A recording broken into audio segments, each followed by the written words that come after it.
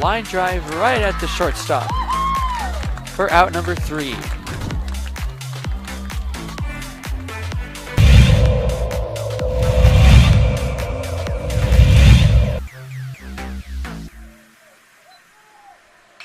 Apodaca ripped to left field. That will bounce in, so it's going to be extra bases as they'll have to chase that one at the wall in the warning track. Flipped up, there's no play at home. So it's an RBI double for Andrew Apodaca.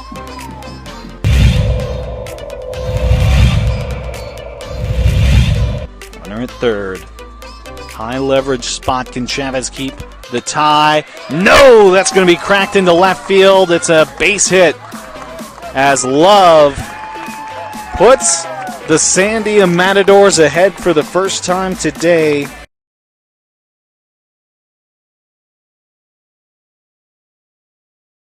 We would like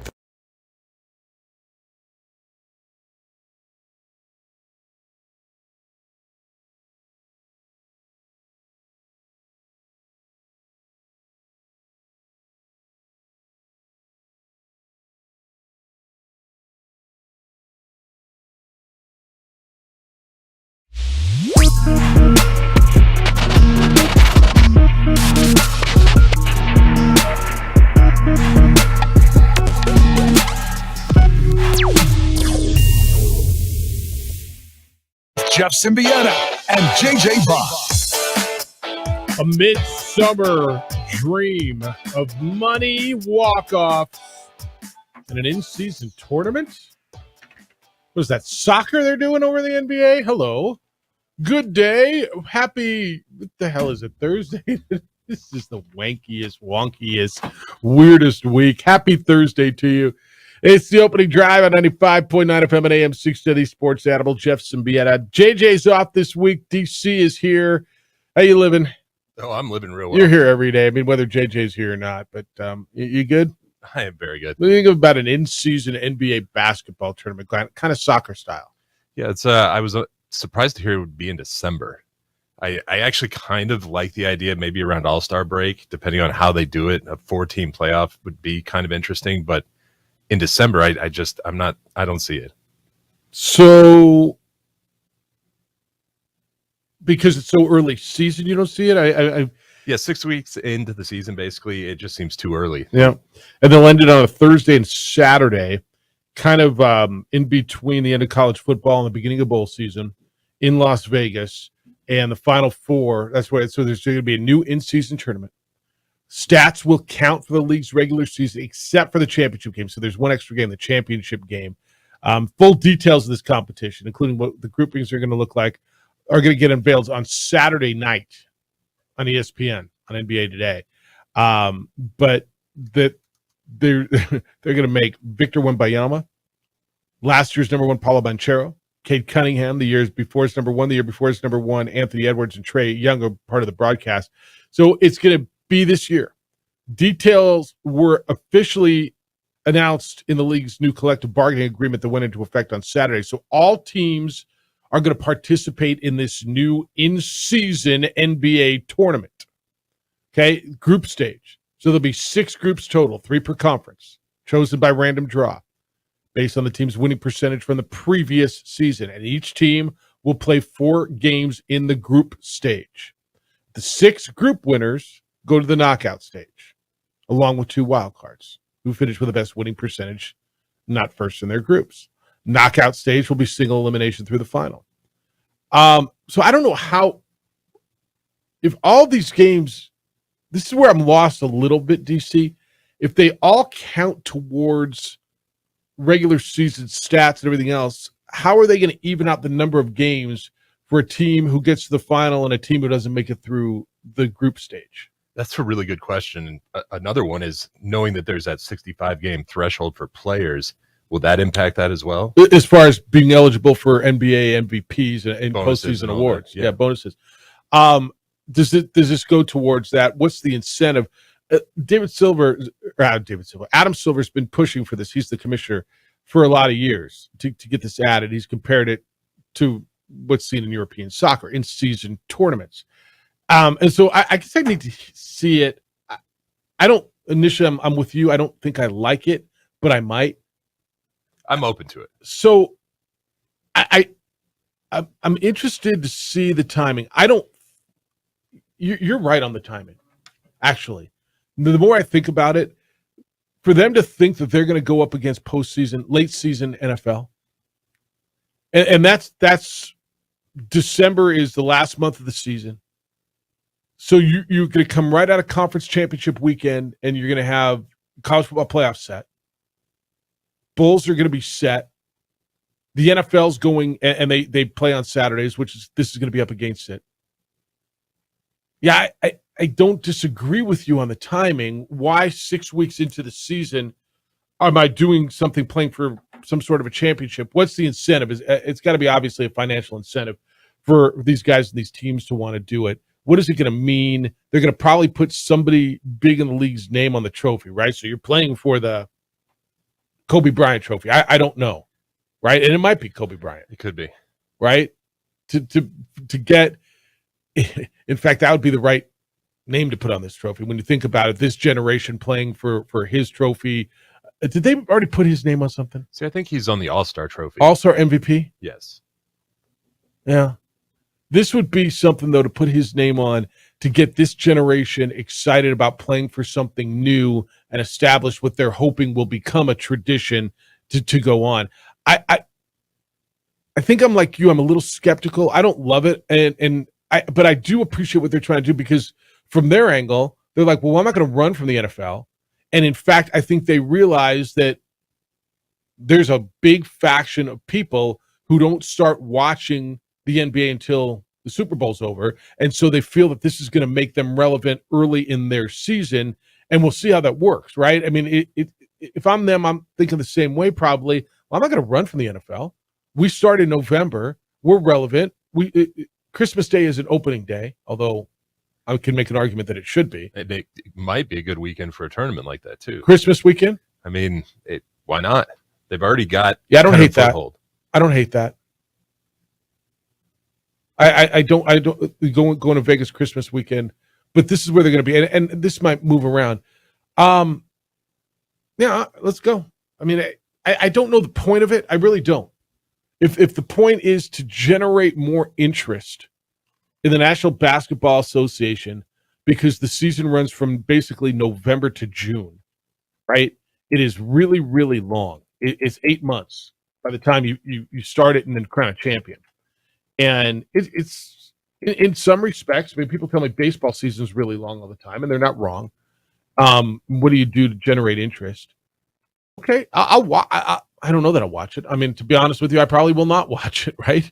I mean, that's but is it going to make you watch early season NBA anymore? Do you watch the NBA when it tips? Are you that guy? It's okay that you are. So it kind of goes back and forth. I'm not going to sit here and say I watch every game from day one, Yeah. but I'm definitely reading every morning and every afternoon, following it. I don't know that I've watched an NBA game. Well, I don't know that I watched an NBA game all the way through into the playoffs. I'm not going to lie. I'll catch a clip, a half here and a half here. But I don't know that. I know flat out I would rather watch college basketball than the NBA. Okay, and so, but this is a college basketball market. You're going to realize that when we get into it. You weren't here for basketball. This is a college basketball market way more than an NBA market. But I've always, not always, over the last 2 decades, there's been more interest. The college game's been more intriguing to me.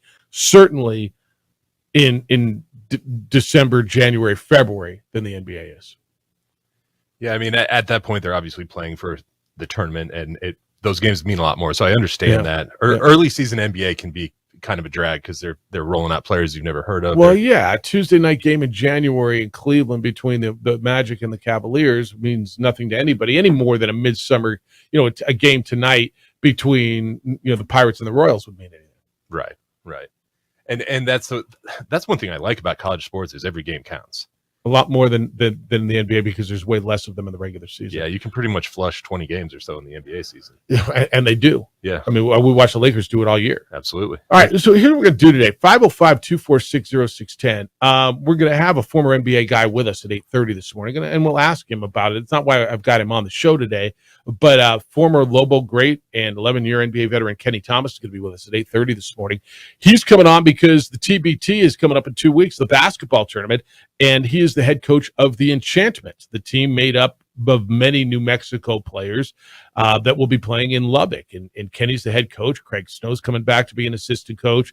Kenny's going to go through the roster with us. And, of course, Kenny's Sacramento Kings, because Kenny's on the broadcast team of the Sacramento Kings, had a heck of a year. So looking forward to catching up with one of the great Lobos to ever wear the uniform. Kenny Thomas is going to be with us at 8:30 this morning, 7:30 this morning, coming up here in about 20 minutes.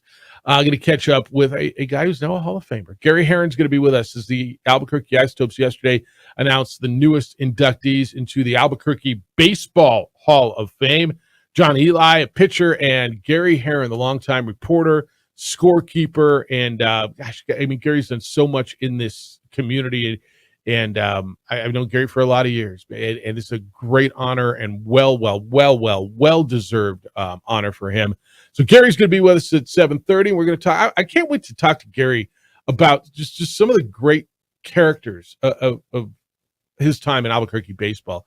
Some of the great moments that he's witnessed, whether it was with the Dukes, whether it was with the Isotopes, some of the guys that he's covered, some of the moments, because he spent a lot of time up in that press box. And Gary's got a lot of stories. So I'm really looking forward to seeing, who are your favorite characters? What are your favorite moments?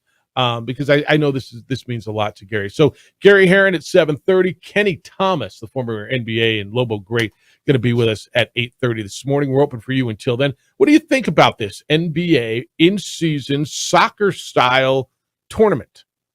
I want to hear the details fleshed out.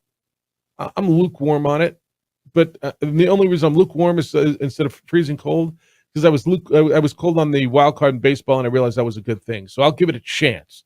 The timing's interesting. I understand why the NBA is doing it. I just don't know that I think it's going to work going up head-to-head against football. But I see their point. Let's be relevant in December. Let's take on the NFL. Good luck to you. We'll see how that works. But how do you feel? 505-246-0610. It's the opening drive on 95.9 FM and AM 610, the Sports Animal. Makes a little sports analysis. We would like to thank the following sponsors for making this broadcast possible.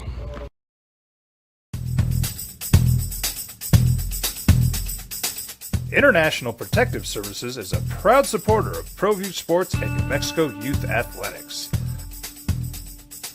IPS provides residential and commercial security services in the Albuquerque metro area.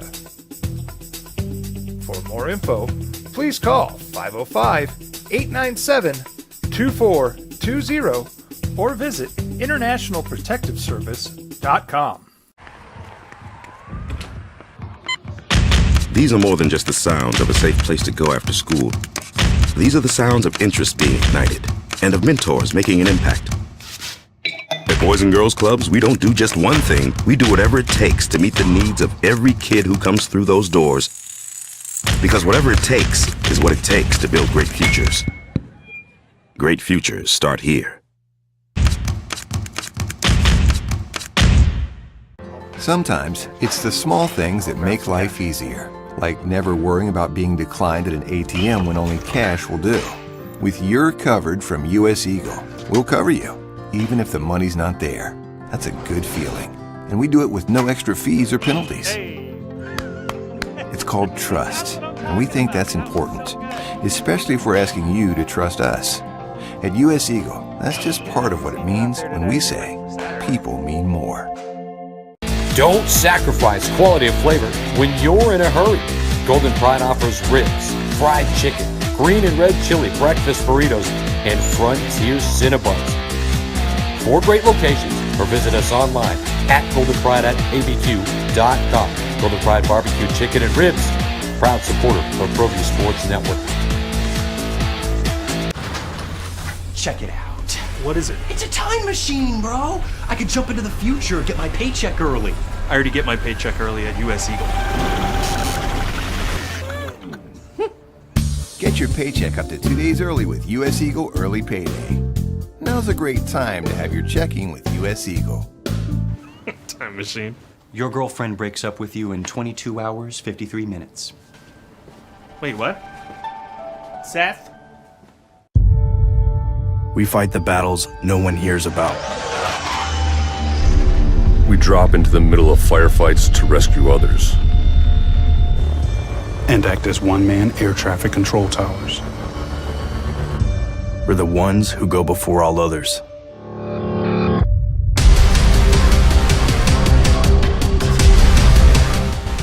U.S. Air Force Special Warfare are proud supporters of ProView Sports. Hi everyone, my name is Master Sergeant Jacob Groves. I am a Air Force Special Warfare pararescueman. Air Force Special Warfare are proud supporters of ProView Network and New Mexico Youth Sports. Air Force Special Warfare operators are critical thinkers. They maintain a high level of fitness, they take initiative, and they don't quit. For more information on Air Force Special Warfare, contact me at the number listed below. U.S. Air Force Special Warfare are proud supporters of ProView Sports.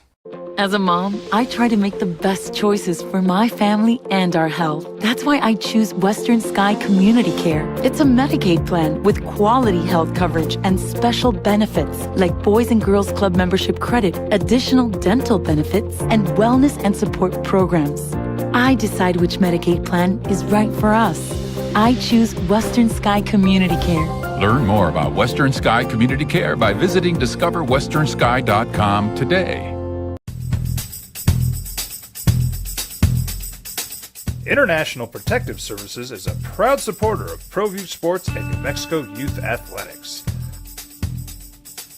IPS provides residential and commercial security services in the Albuquerque metro area. For more info, please call 505-897-2420 or visit internationalprotectiveservice.com.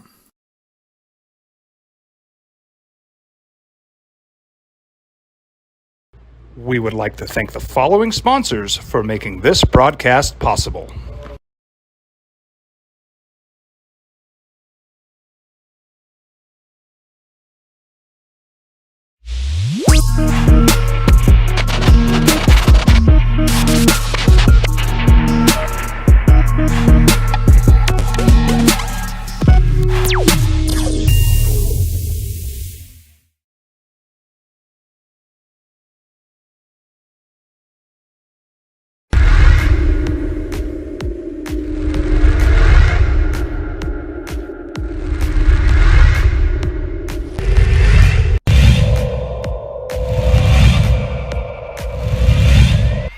Mitch has a line drive right at the shortstop for out number 3.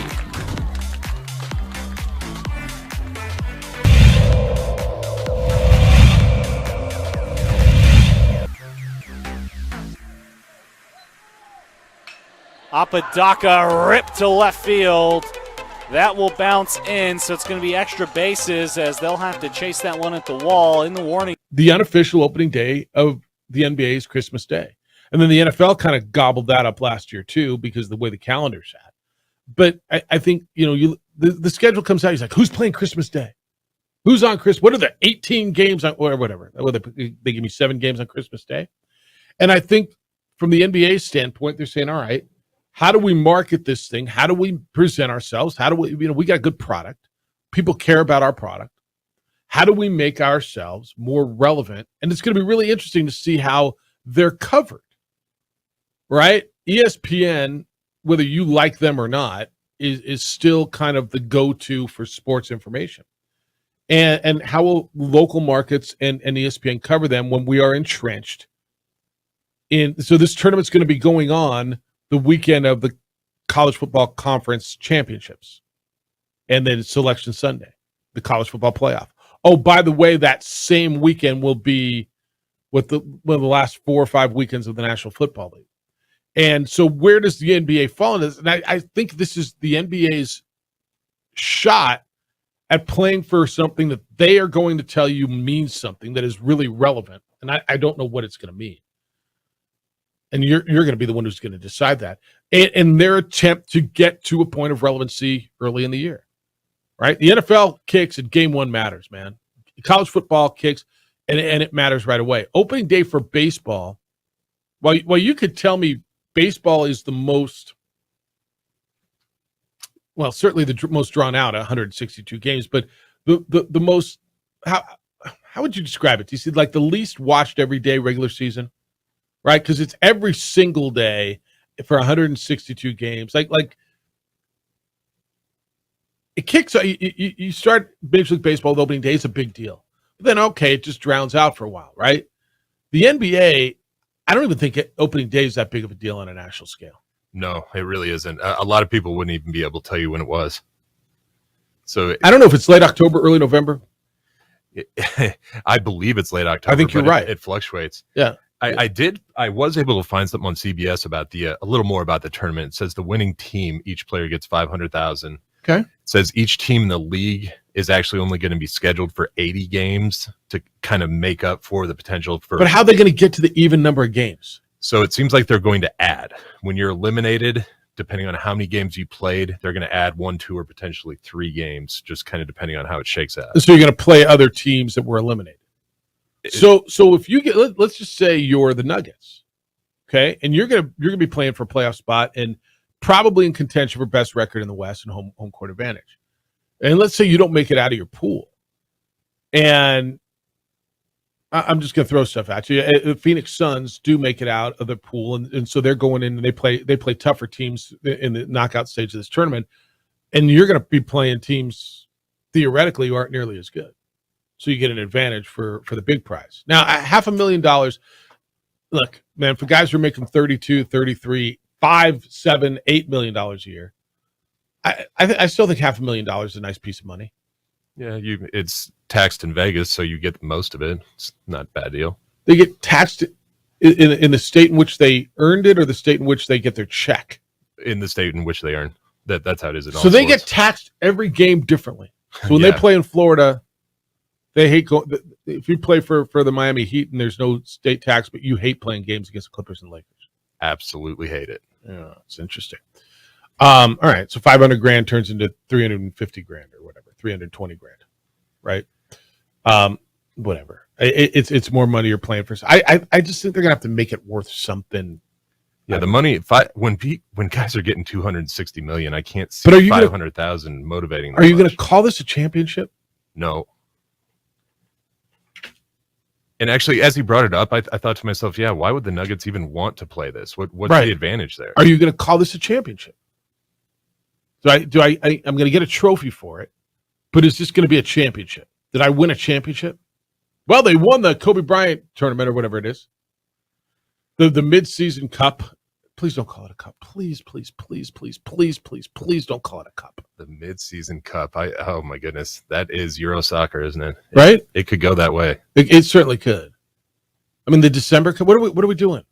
I don't know, man. I'm gonna have to get there. I'm not there yet, but that I don't have to be there. Meanwhile, in the NBA, there was a three-team trade, and the headliner here is Grant Williams. So the Mavericks and Grant Williams, who's a restricted free agent, are finalizing what is a 4-year, $53 million contract. It's a 3-team sign and trade with the Celtics and the Spurs. So San Antonio gets forward Reggie Bullock, and they get an unprotected first-round pick swap from Dallas. And I can't believe we're talking about 2030, dude.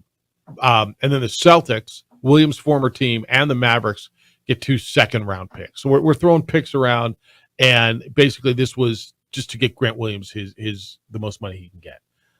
Grant Williams is a nice piece. Celtics also get, by the way, $6.2 million trade exception. Okay. This is a good guy. At 24 years old, this is with them having Kyrie and with them having Luka. They needed some bulk. They needed some protection. They needed something up front. A guy who averaged 4.6 rebounds for the Celtics this past season. He's nice. I mean, what do we give him? 4 years at 53. So what does that average out to? Like, I don't know, 12 a year. Is that about right? What's 12 times 4? 48. So a little more than that. What's 12 times 5? 60. Oh yeah. Yeah. So 12 and a half a year. All right. It feels like a steal, but that's still a ton of money. It's still a ton of money, dude. It's still a ton of money. But I mean, that's where we are there. It's market value, and it is what it is. The other one is the NBA, and then I got your comments on this. The Dame Lillard thing. So I guess there's 4 teams who are inquiring. They're in no rush, are the Blazers, and nor should they be. And I know we had this conversation yesterday about, do they owe him anything? Do they owe him because of loyalty? And I'm like, man, they paid off their debt and loyalty in cashish. They paid him what? I mean, you know what his number? You know what he's doing on the last year of his contract? $60+ million a year. I mean, that's outrageous. It's right, but that's what it is. It's market value, I guess, at that point. Evidently, there's been multiple teams, and the Blazers are going to do what the Blazers should do, and that is figure out what's best for the Blazers. I'm not salvaging the rest of whatever's going next because I got to take care of Damian Lillard because he wants to go to Miami. We'll try. It's up to Miami to come up with a package and find a third team. But when you hear about Bradley Beal getting 10 picks, I know. This package is going to be insane. I think so too, and it should be. And the Blazers have the best commodity on the market, and they should be able to capitalize it. All right, when we come back, Gary Herron's going to be with us. Gary is one of the 2 who were inducted into the Albuquerque baseball. Not inducted yet, elected, and they'll be inducted later this month into the Albuquerque Baseball Hall of Fame. Longtime reporter, longtime official scorer, and just a guy who works hard, a good dude, a great writer, a great reporter, and looking forward to hearing his stories. Best player, not like the best player, but like the best person he enjoyed covering. Who was the best character? So we're going to talk to Gary when we come back. Your vehicle that you're in probably right now, probably your second biggest investment. You're going to have it for a while. So it makes sense that you take care of it and protect it. I strongly suggest you call On the Spot Automotive Detailing. Not only will they detail your vehicle, which they will, at your convenience, where and when it's right for you, but ask them about the extra layer of protection with paint protection film or ceramic coating. Ceramic coating prevents water, dirt, and mud from bonding to your car's paint. This makes it easier to clean and protects you from UV damage and oxidation in this incredibly intense, hot New Mexico sun. Paint protection film is self-healing, which prevents dents and scratches. Starts at $250, and there's a lifetime warranty available. On the Spot Automotive Detailing is a 3M certified PPF and tint installer, and the tint is so important with the hot sun. Call them, schedule your appointment now. On the Spot Automotive Detailing at 505-859-2859, 505-859-2859, or online at otsdetailing.com.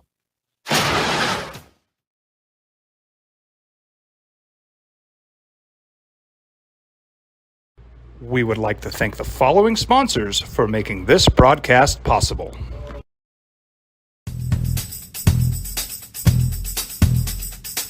International Protective Services is a proud supporter of ProView Sports and New Mexico Youth Athletics. IPS provides residential and commercial security services in the Albuquerque metro area.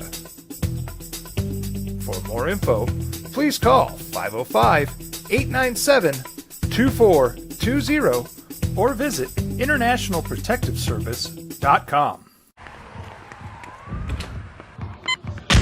These are more than just the sounds of a safe place to go after school. These are the sounds of interest being ignited and of mentors making an impact. At Boys and Girls Clubs, we don't do just one thing. We do whatever it takes to meet the needs of every kid who comes through those doors. Because whatever it takes is what it takes to build great futures. Great futures start here. Sometimes it's the small things that make life easier, like never worrying about being declined at an ATM when only cash will do. With You're Covered from US Eagle, we'll cover you, even if the money's not there. That's a good feeling. And we do it with no extra fees or penalties. It's called trust, and we think that's important, especially if we're asking you to trust us. At US Eagle, that's just part of what it means when we say people mean more. Don't sacrifice quality of flavor when you're in a hurry.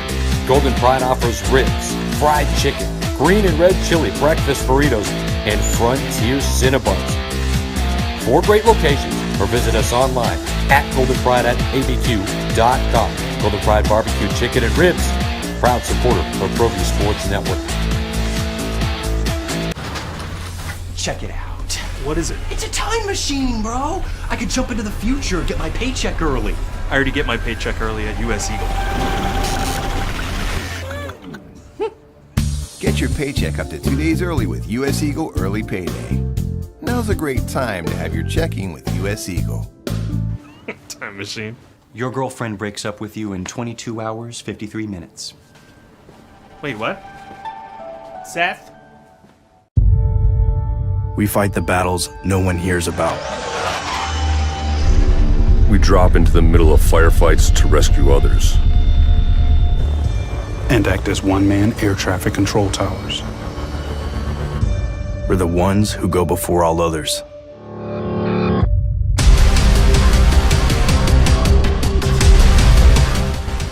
U.S. Air Force Special Warfare are proud supporters of ProView Sports. Hi everyone, my name is Master Sergeant Jacob Groves. I am a Air Force Special Warfare Pararescueman. Air Force Special Warfare are proud supporters of ProView Network and New Mexico Youth Sports. Air Force Special Warfare operators are critical thinkers. They maintain a high level of fitness, they take initiative, and they don't quit. For more information on Air Force Special Warfare, contact me at the number listed below. U.S. Air Force Special Warfare are proud supporters of ProView Sports. Former big league pitcher John Eli, and Albuquerque longtime Dukes and Isotopes scorer, reporter, a guy who's been in this market for 40 plus years, Gary Herron. Gary, inducted in the Albuquerque Baseball Hall of Fame, was so right. And so sometimes you just get a warm feeling. You're like, yes, I root for the good guys. I was stoked when this happened. I don't get to talk to him nearly enough. But Gary Herron is a Hall of Famer, and he is on the opening drive. Gary, congratulations. How you doing, my friend? Well, good morning, Jeff. Thanks for the accolades, and congratulations yourself on the National Bowl assignment. I appreciate that. That's very kind of you. I was we both made the front page of the Journal, sports section, and both got to talk to the illustrious Jeff Kramer. It must be mid-July, huh? It's an omen. This is cool for you, and I know how much you love baseball, how much you love what you do. When you got the call, was this something you did you ever think about it? You must have thought about it at some point. No, not really. I know they put some other non-players and coaches in there, like Mike Roberts and Carlos Salazar. I sat alongside Carlos for many years in the old press box, and the one at Isotopes Park is named in his honor. He was a great guy, but it's not anything I gave thought to because there's been a lot of other people, with other duties that aren't on the field that maybe deserve to be in there. So, it was a surprise. And like I said, I was kind of shocked, stunned, and certainly honored and humbled. Do you have a list of a few favorite players? Not necessarily what they did on the field, but guys you covered, characters, guys you got to know over the years? Top of the list would be shortstop Rafael Borrego. Wow. He set the fielding record as a shortstop one year, and I got to know him. Really nice guy, and he's one of only 2 players that actually came up to the press box, and this is at the old sports stadium, to say goodbye because he was leaving. He had, I think it was either at the end of the season or he had signed because he ultimately ended up in the Oakland A's system because I saw him at spring training the next year. He's certainly one of them. Bob Welch, the late Bob Welch, used to come up to the press box back in 1978. That's 5 years before I was a scorer because a lot of people don't know this, but in 1978, a good friend of mine, Dwight Loop, and I did the weekend home games on a tape-delayed basis on a UHF station in Albuquerque. They would record for an hour, take the tape down to the station, put it up, and record another hour, whatever the tapes held, and then go play that at the station. So, but Bob Welch would come up and have a beer. Nice. And because they used to have beer in the cooler back that's there. right. That's right. Bob Welch was a great one at the old sports state. I don't think people know what UHF is. That was when we had dials on the TV. You had 1 through 13, then you go to U, and then there was another like an auxiliary dial that you had to try to dial in channels up to, what was it, like 80 something, Gary? I mean, back in the day. I think it was 80. I think it was with 83. It was a little circular piece that was on the back of the TV, a little circular antenna. Yeah, back in the day. He is the sports editor of the Rio Rancho Observer, author of a number of books. He's written some really, really good stuff. And the latest Hall of Famer, the Albuquerque Baseball Hall of Fame, Gary Herron, is with us on the opening drive. So I don't think people understand scoring. Many of us, it's kind of a lost art, right? Many of us, I think we all do it differently. I know when I keep a book, when I call a game, I'd probably do it differently than you. It's an art, and it's not as easy as just making calls. You get challenged, and I know this is really personal to players. You call something a base hit, or you call something an error. How often over the years, and has been the most memorable one where a player has found you after the game, and did you ever change it after speaking with the player? Well, no, but it peaked a few years ago, and there's been no challenges this year. There was only one last year from manager Warren Schaefer, but the one that I'll always remember is after this was at Isotopes Park, one of the early years at Isotopes Park, so maybe 04, 05. I'd have to go back through the rosters, and this relief pitcher challenged me after a game. The call was Chris Aguila was playing left field for the Isotopes, and he came running in on this ball that was dying in front of him. It was sort of a line drive. He tried to catch it. It bounced off his shin, went toward the tarp, and the hitter wound up at second base. And because of the great effort Aguila made to try to make the catch, I called it a double. So after the game, and obviously some runs were earned that would have been unearned had I called it maybe a single and an error. This reliever wanted to know about it, and it met me out there on the concourse, and his wife was there with their child in a stroller, and he really politely introduced himself, and I shook his hand and all that, and then he asked me about that call, and I told him just what I told you, and he said, "That's the worst effing call I've ever seen." And I called him and said, I've made worse, and that set him off. And he was F-bombing me out there as we were leaving the ballpark with his wife and kid right there. A friend of mine near his pickup truck, and I thought, well, I do have help if this young guy wants to challenge me in a fight. With his wife and kid right there, he's F-bombing you like that. Yeah. Oh, yeah. Yeah. It was probably embarrassing for her. The call did not get changed, and I believe he was suspended for a game because the GM found out about that. So that was one of the worst. But there's calls like memorable one certainly. There's one the other night. I think it was the Monday night. It was a shot to the first baseman, El Paso first. I thought it was a tough play. It got past him. You called it E3. I'm like, wow, all right. I was surprised at that. But every once in a while, there's tough ones that come up. Is there been one that you didn't know how to score? Is there been, because every once in a while, I think I know baseball pretty well. I know you know it 3 times better than I, but every once in a while there's a play that comes up where I'm like, I'm not sure how to score that play. Is there been something like that? No, I think the umpires have more difficulty because they've got a rule on if a guy is safe or out, and I've really never had a challenging call. And plus, we do have the rule book up there if there's something that I'm concerned with, and there's a whole section on how things should be scored.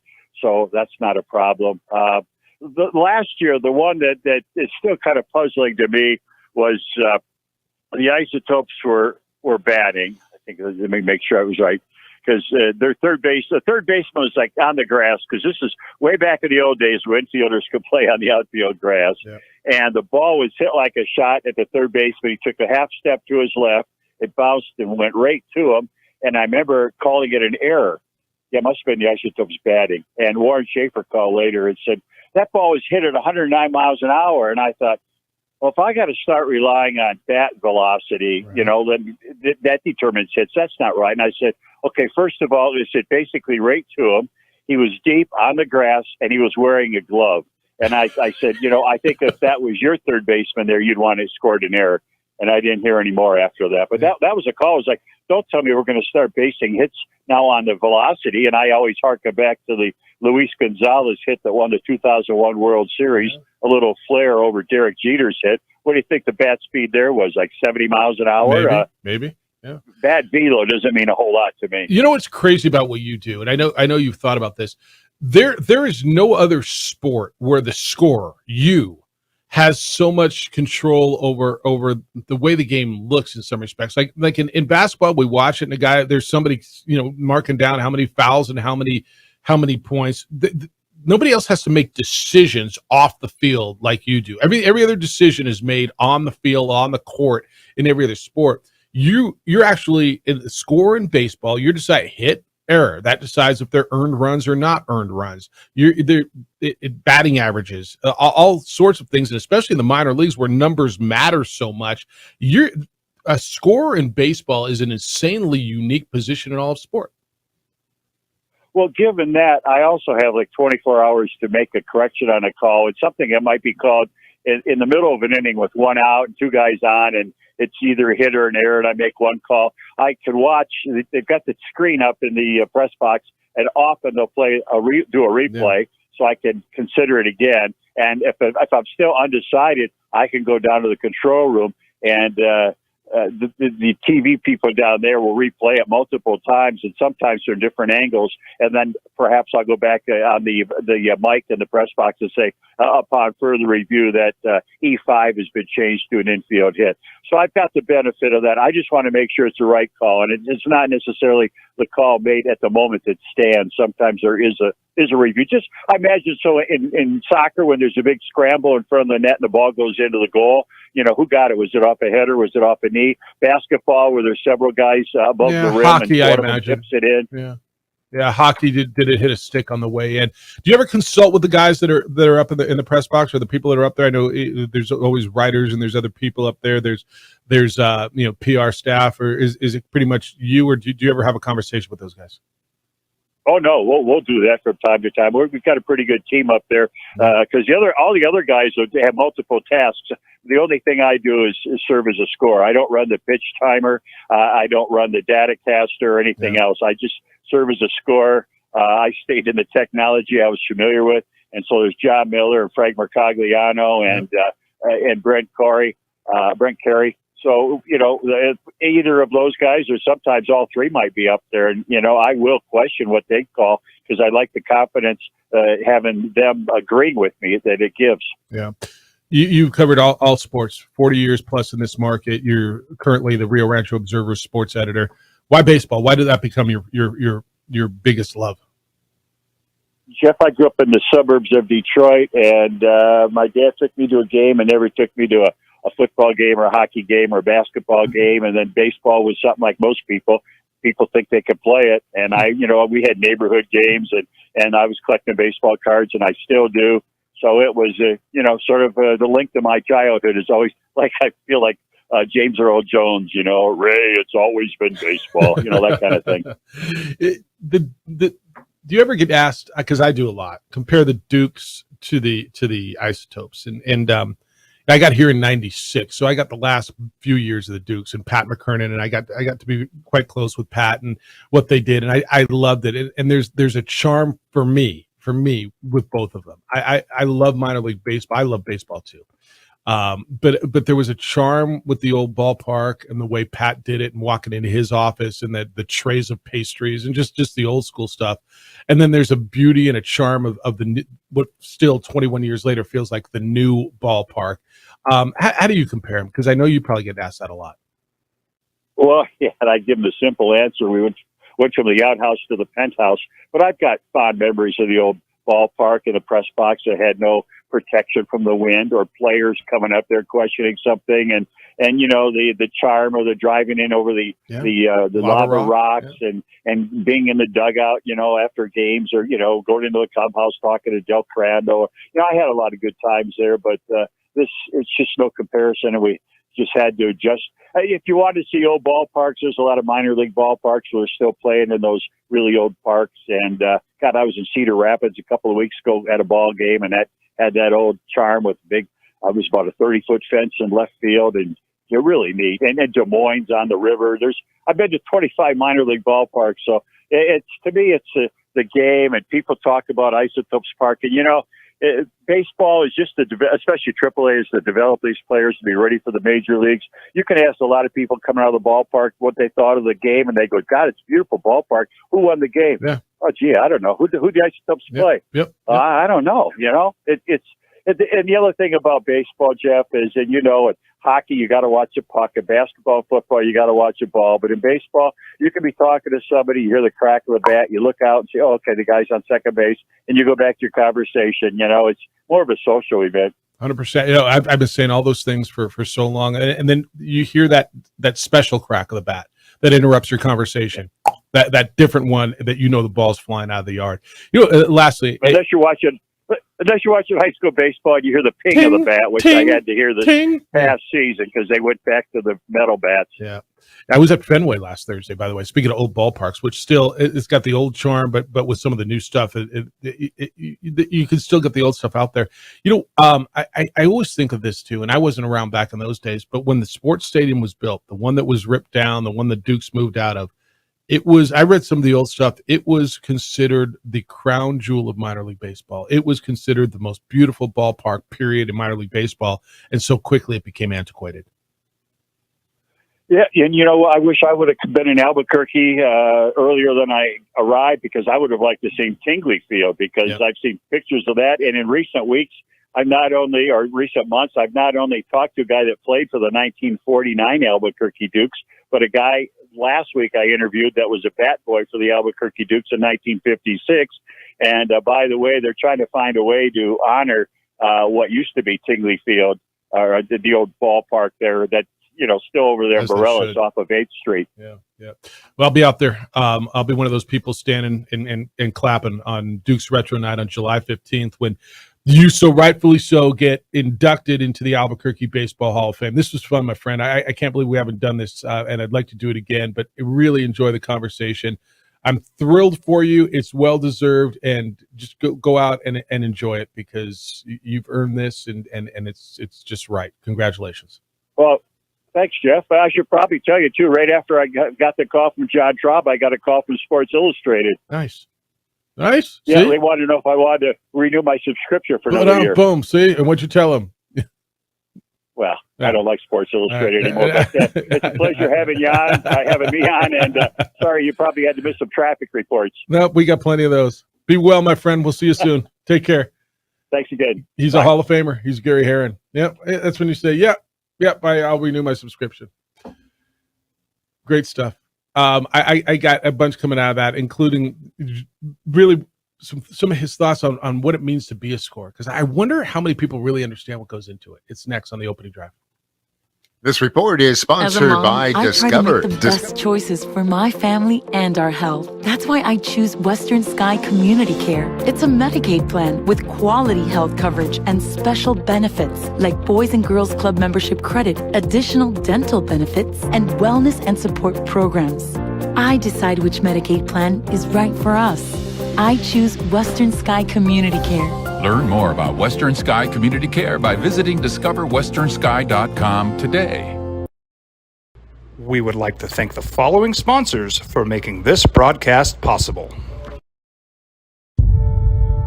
We fight the battles no one hears about. We drop into the middle of firefights to rescue others. And act as one-man air traffic control towers. We're the ones who go before all others.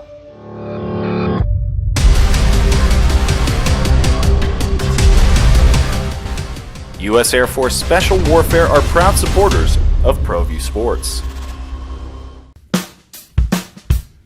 Well, I'm going to the frontier, walk up to the cashier, order up a root beer and a number one. Cover it with green stuff, one scoop is not enough. Find a booth is real tough, back by the Duke.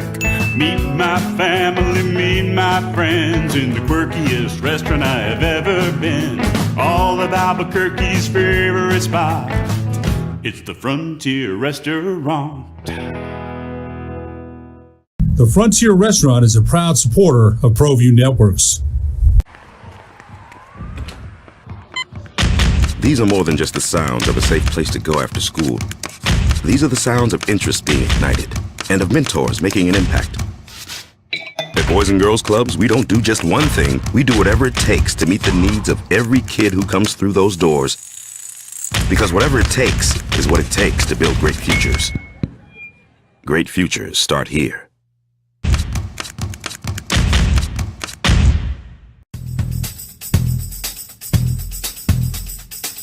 International Protective Services is a proud supporter of ProView Sports and New Mexico Youth Athletics.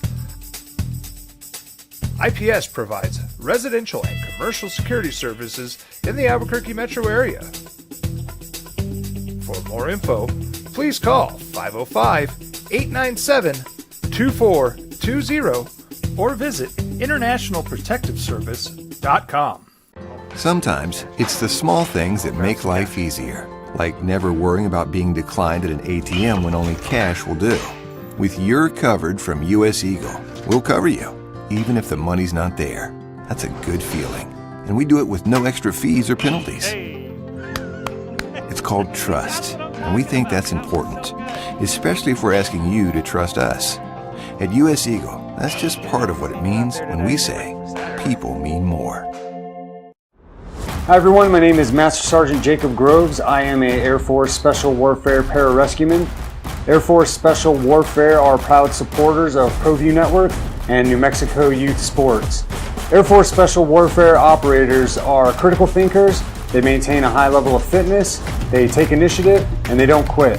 For more information on Air Force Special Warfare, contact me at the number listed below. U.S. Air Force Special Warfare are proud supporters of ProView Sports.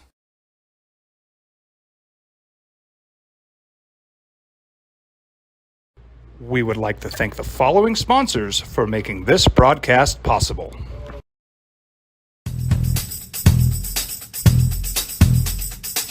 International Protective Services is a proud supporter of ProView Sports and New Mexico Youth Athletics. IPS provides residential and commercial security services in the Albuquerque metro area. For more info, please call 505-897-2420 or visit internationalprotectiveservice.com. We fight the battles no one hears about. We drop into the middle of firefights to rescue others. And act as one-man air traffic control towers. We're the ones who go before all others.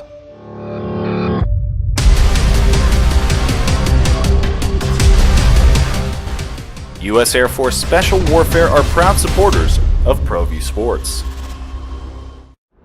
Hi everyone, my name is Master Sergeant Jacob Groves. I am a Air Force Special Warfare Pararescueman. Air Force Special Warfare are proud supporters of ProView Network and New Mexico Youth Sports. Air Force Special Warfare operators are critical thinkers. They maintain a high level of fitness, they take initiative, and they don't quit. For more information on Air Force Special Warfare, contact me at the number listed below. U.S. Air Force Special Warfare are proud supporters of ProView Sports. Check it out.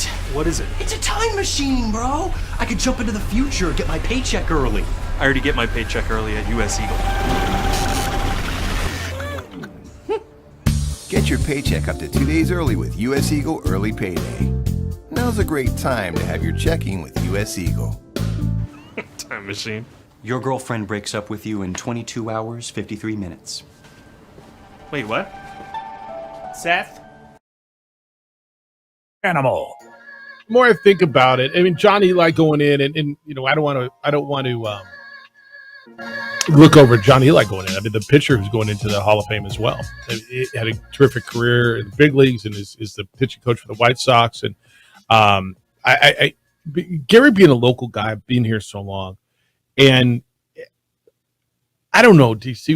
You know, I know people will say, "What do you mean a score? What does a score do?" And he's been around for 4 decades as a longevity award. It's not like you just listen to that guy. Does that guy just sound like old school? I love baseball guy. Oh, absolutely. Because he is. He is, and it's hard not to be a little fired up after you hear that. And you know, just the stories that he's got, and that job's not easy, man. Oh no. It's, you know, if you were scoring a basketball game and you know, you mark down the fouls, you mark down who scored how many points, and it's pretty easy. Just keep up with the game. You're watching every pitch. You're counting, you know, your official on counting pitches, and was that an error? I don't know. How'd you rule that? Was that, you know, every once in a while there's playing baseball. I'm like, I don't know how I would score that. Yeah, and that's so difficult because as you guys were talking about that, I thought choosing a hit or an error has to be such a major decision. It is a major decision. Sometimes it's clear and sometimes it's not, right? Like the guy who F-bombed him with his wife and kids sitting there and followed him all the way out to the parking lot. That's a classic story right there. No, there was the game the other night. There was a hard shot hit at the first baseman. Hit to his left. It went past him down the left field line. I thought it was going to be a double, and it showed up on the board E3. And I'm like, I probably would have ruled that a hit, but all right, I'm not mad at him. And you got to make all these decisions, and it matters to every one of those guys.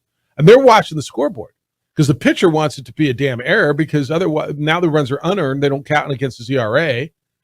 The fielder is going, well, I don't want the error. The hitter wants the hit, right? And so they're all in the minor leagues trying to get numbers to get back up to the bigs. And so it all matters to these guys so much. Yeah, it's amazing when you say that.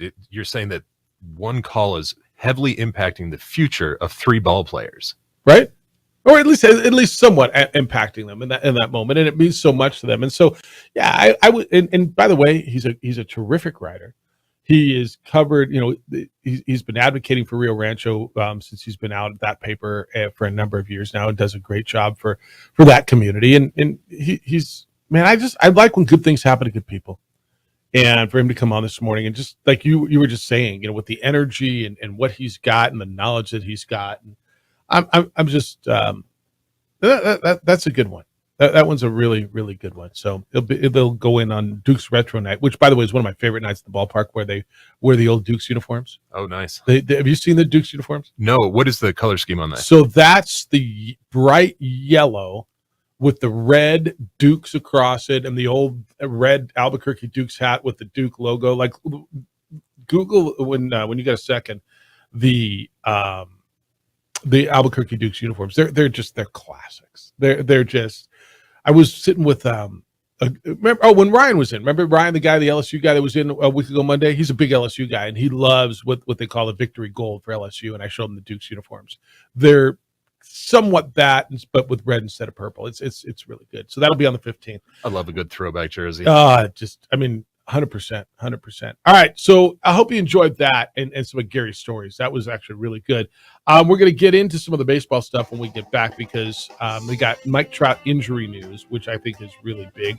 The Home Run Derby bracket is set, and Major League Baseball decided that domestic violence is not acceptable and came down hard on one of their own who is getting punished for domestic violence. Good on them. It's the opening drive, and that's next. Kenny Thomas, the former Lobo great. He'll be the head coach of the basketball tournament team, the Enchantment, 11-year NBA veteran. Kenny's going to be with us coming up at 8:30 this morning to talk about the TBT.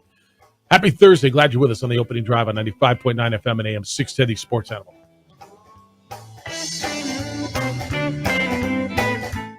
We would like to thank the following sponsors for making this broadcast possible.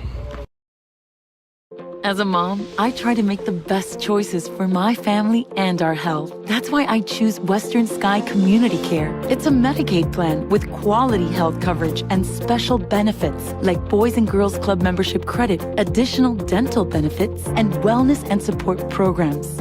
I decide which Medicaid plan is right for us. I choose Western Sky Community Care. Learn more about Western Sky Community Care by visiting discoverwesternsky.com today. Don't sacrifice quality and flavor when you're in a hurry. Golden Pride offers ribs, fried chicken, green and red chili breakfast burritos, and Frontier Cinnabons. 4 great locations, or visit us online at goldenpride@abq.com. Golden Pride Barbecue Chicken and Ribs, proud supporter of ProView Sports Network.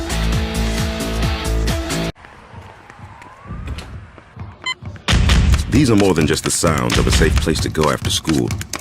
These are the sounds of interest being ignited and of mentors making an impact.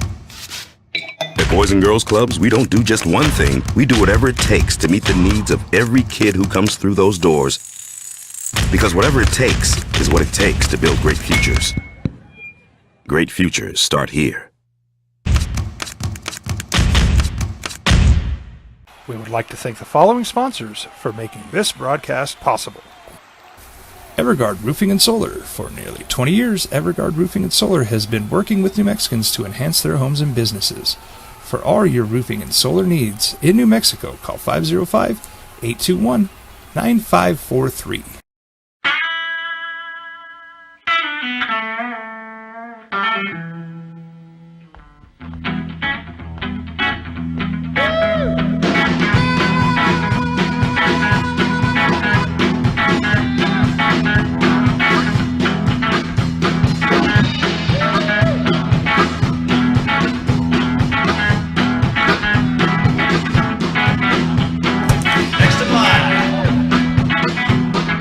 Rudy's is a proud supporter of ProView Networks. Check it out. What is it? It's a time machine, bro. I could jump into the future, get my paycheck early. I already get my paycheck early at US Eagle. Get your paycheck up to 2 days early with US Eagle Early Payday. Now's a great time to have your checking with US Eagle. Time machine. Your girlfriend breaks up with you in 22 hours, 53 minutes. Wait, what? Seth? Hi everyone, my name is Master Sergeant Jacob Groves. I am a Air Force Special Warfare Pararescueman. Air Force Special Warfare are proud supporters of ProView Network and New Mexico Youth Sports. Air Force Special Warfare operators are critical thinkers. They maintain a high level of fitness, they take initiative, and they don't quit. For more information on Air Force Special Warfare, contact me at the number listed below. U.S. Air Force Special Warfare are proud supporters of ProView Sports. International Protective Services is a proud supporter of ProView Sports and New Mexico Youth Athletics. IPS provides residential and commercial security services in the Albuquerque metro area. For more info, please call 505-897-2420 or visit internationalprotectiveservice.com. We fight the battles no one hears about. We drop into the middle of firefights to rescue others. And act as one-man air traffic control towers. We're the ones who go before all others.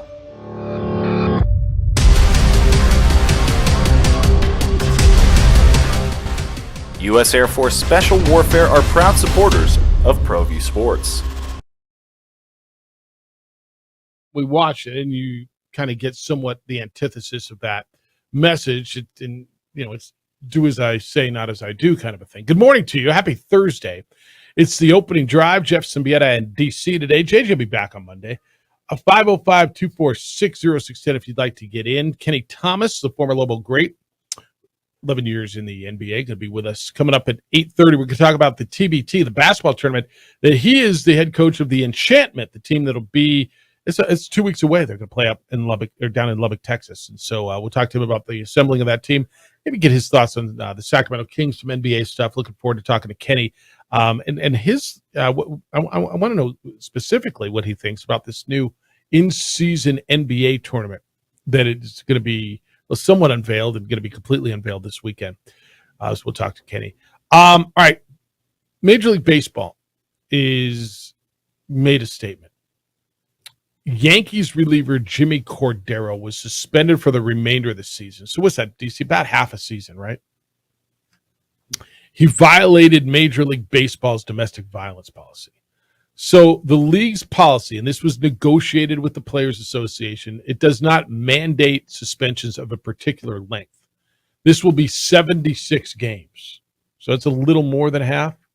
What's half of 162? 81. So it's just under half. And he agreed to. It's among the longest the league has ever given. I mean, the longest, and I guess I wouldn't have thought this, but the longest was the 324 games that Trevor Bauer got, which was reduced to 194. Sam Dyson, 162, other guys, right?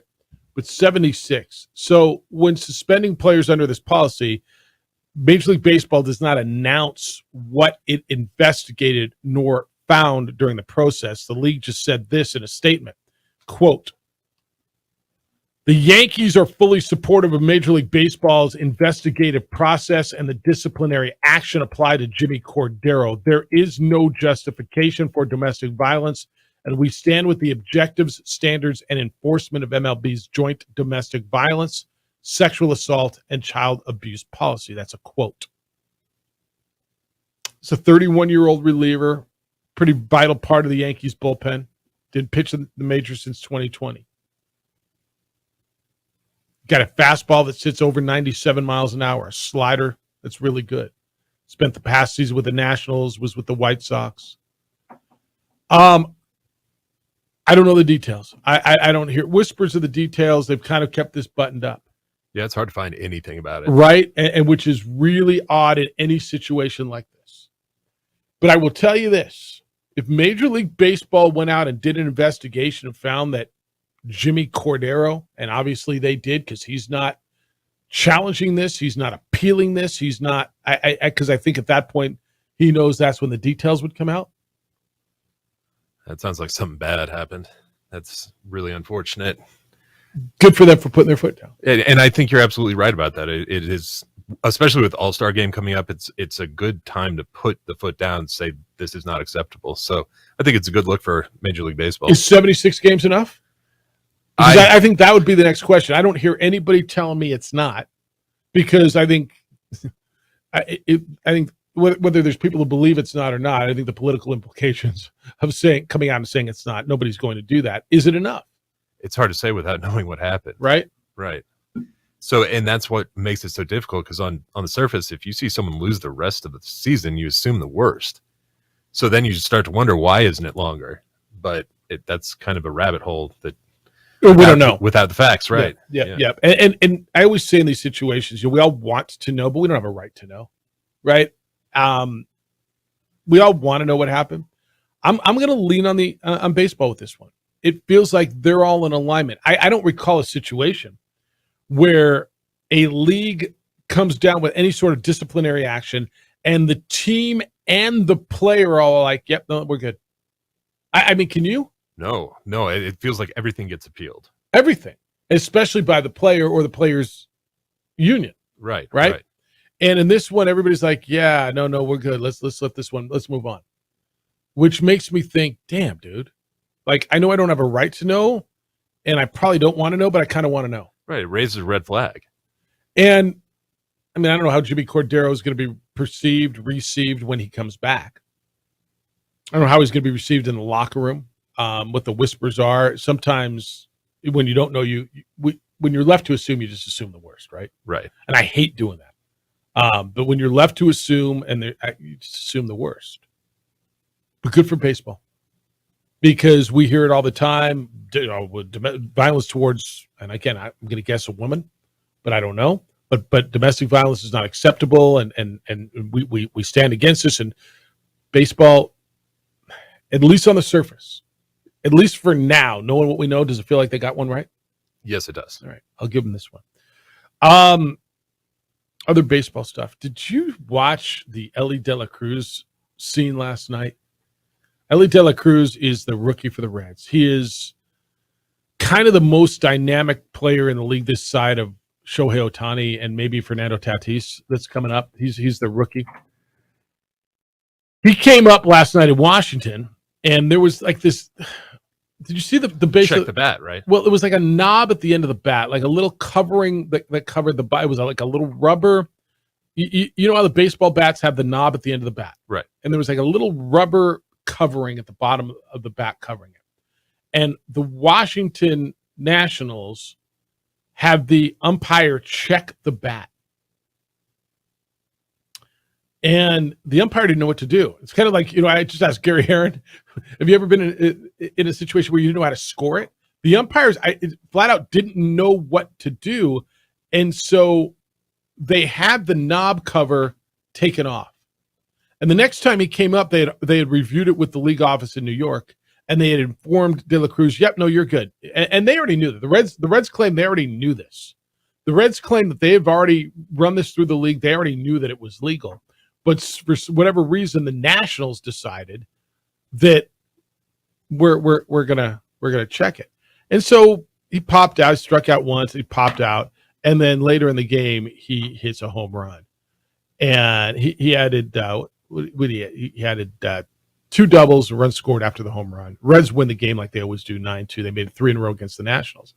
But he popped off and showed it and did what brash rookies do, pointed at the bat, pointed at the other dugout. And, I looked at it. And how do you feel about the way he reacted to it? Because I know the Nationals and their manager took umbrage with the way he did it. The Nationals manager, Dave Martinez, after the game said, I like the way he plays, but there's no room in baseball for that. And I'm like, I'm not sure. If you're going to challenge a guy, I think he's going to challenge you back. Yeah, I agree. I actually like it a lot. I like the bat flips. I like this new attitude from the younger players. It makes it fun to watch. Martinez said, I'm not trying to penalize this kid. I'm not. I love the way he plays the game. I didn't like his antics after he hit the home run. We could do without that. He's only got 2 weeks in the big leagues, but he's going to be a good player, end quote. Old school, meet new school. I know. It's the clash right there. I love it. Sir, meet the kid, right? That's great. And the kid got it. I mean, and nobody knew the rule except for the Reds. The umpire didn't. What are we doing? So this is kind of the pine tar thing to me. Okay, yeah, I can see that because so I use a similar thing in softball, and it kind of reduces any kind of ring or anything. Yeah, and that's not common on a wood bat. So my guess is that they checked into it beforehand. The Reds did, right? Exactly. Yeah, and they did, and so they knew what was going on. But yeah, no one else has seen someone trying to do a vibration reduction on a wood bat. I can understand why they call it. And it might be a comfort thing. It might he's all the way down the bottom of the bat. And maybe it eases the vibration on his hand. I don't know, man. Everybody's got their thing. But quote, it's something that we use in spring training. It's just a sensor that we use, but it's just the plastic that covers the bat. There's nothing else besides that. I started using it back in 2021. It just felt more comfortable using that. And from there on out, I asked for more of those plastic shells. End quote. That's from De La Cruz. And after the game, the crew chief, the umpire, Adrian Johnson is his name, said that Martinez, the manager of the Nationals, pointed out the knob covered to the umpires, and they checked with the league office, but it took a while to get a response. So the umpire's like, I just don't know. I don't know if this is legal. I don't know if it's not. Take it off. I'm surprised that's not come up before. If the guy's been in the league. Well, he's been in the league a month, right? 2 months. It feels like you'd put out a notice saying, hey, this guy uses this device. This is the rule. I'd like to go back. I'm going to guess that wasn't the first time he used it, right? It's probably worth checking. Well, I'm going to guess. He said he's been using it since 2021. So I'm going to guess it was probably on his bat, almost every one of his at-bats, and they noticed something, and let's say get in the kid's head. I mean, it's like, why did the Yankees all those years back check George Brett's pine tar? Get in his head. And boy, did they. Did they ever. Boy, I mean, he went absolutely insane, right? He went freaking bonkers. It's one of the great clips. Oh, if you've not seen Google George Brett pine tar video and watch a guy lose his ever-loving mind. Oh, my goodness. It's a playoff game. Yes, the Royals used to be in the playoffs on a regular basis, in fact, and he hit a home run, and the Yankees checked his bat, and the pine tar exceeded the legal limit that it's allowed to go up the handle, and they threw him out of the game, and I think they nullified the home run, right? I believe so. And, he went berserk. Yeah, it's a classic one. In Kansas City, you see it constantly. Was that 78, I think? I'm so bad on years. Okay. Yeah, right in that area. Yeah, but that's when the Royals and Yankees were just battling it out year after year. Yeah, and people are going, wait, the Royals and the Yankees? Yeah, the Royals had some really, really consistently good teams. Really good teams. So did the Orioles back in those days. Times have changed. All right, who's playing who? Who's up against who in the Home Run Derby, which is coming up on Monday? I know you love this. Brackets are out. Tell you what they are next on the opening drive on 95.9 FM and AM 610, the Sports Animal. This report is sponsored by STEM.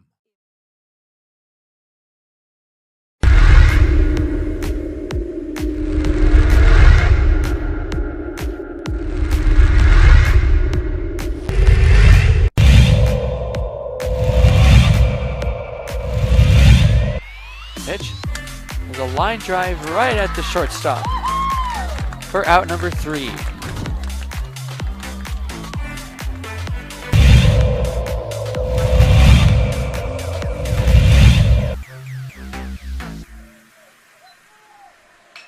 Apodaca ripped to left field. That will bounce in, so it's going to be extra bases as they'll have to chase that one at the wall in the warning track. Flipped up, there's no play at home. So it's an RBI double for Andrew Apodaca.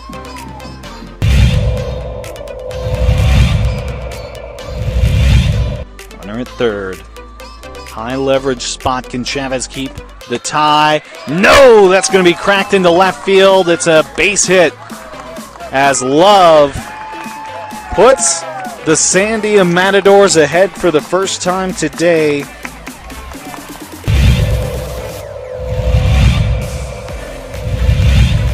The 0-2. It's upstairs, goes to the backstop, and the run will not score. Gun down at home.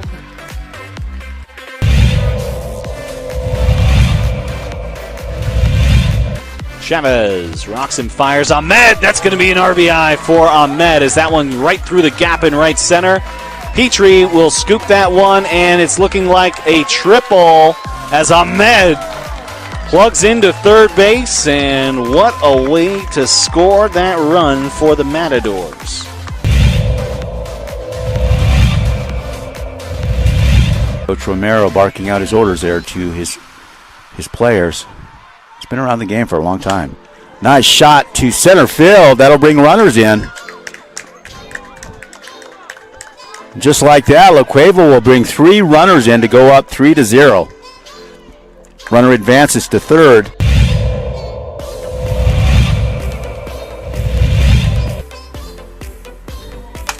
Shot to center. That looks good. That's gone.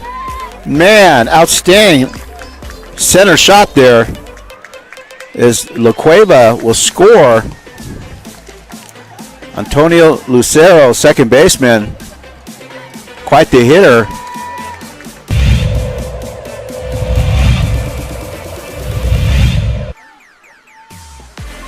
Shot to third, and good catch, and she gets the out. Outstanding play by Trinity Bazan. Nice bright spot.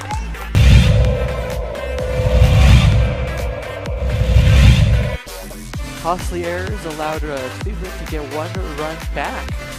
That one sent on the ground to the left side. Throw to first in time. Throw home. Got her. Whoa, what a play.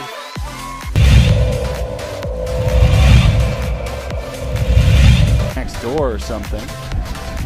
Not sure, but they came out here, and Ellison cracks an RBI out to left field. That's where you got to do it. 1 run, 2 run, and this game could very well be over. It's a play at the plate. It's sliding, and that will do it.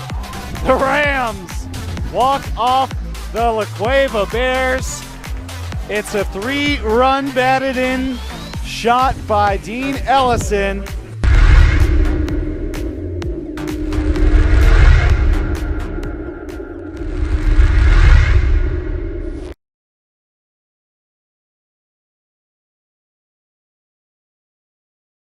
We would like to thank the following sponsors for making this broadcast possible.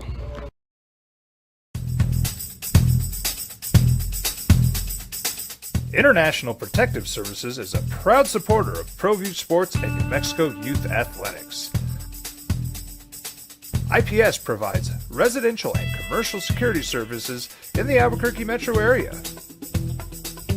For more info, please call 505-897-2420 or visit internationalprotectiveservice.com. These are more than just the sounds of a safe place to go after school. These are the sounds of interest being ignited and of mentors making an impact. At Boys and Girls Clubs, we don't do just one thing. We do whatever it takes to meet the needs of every kid. 1983. All right. Felt earlier than that, but I'll buy that. Text line says the objection to batters flipping bats and getting beaned for looking at their home run for more than 0.26 seconds is the reason I don't watch baseball. A batter should not be punished for hitting a hunk of cheese out of the park. Pitch better next time. I totally agree. I totally agree. You see, I was at the Topes on Monday, And it was an 11-10 game. Albuquerque beat El Paso. And it was early. I want to say like the fourth inning. Could have been the fifth. I don't know. But Topes go back-to-back. 2 straight pitches, 2 bombs. And 2 of those balls that just sound different, right?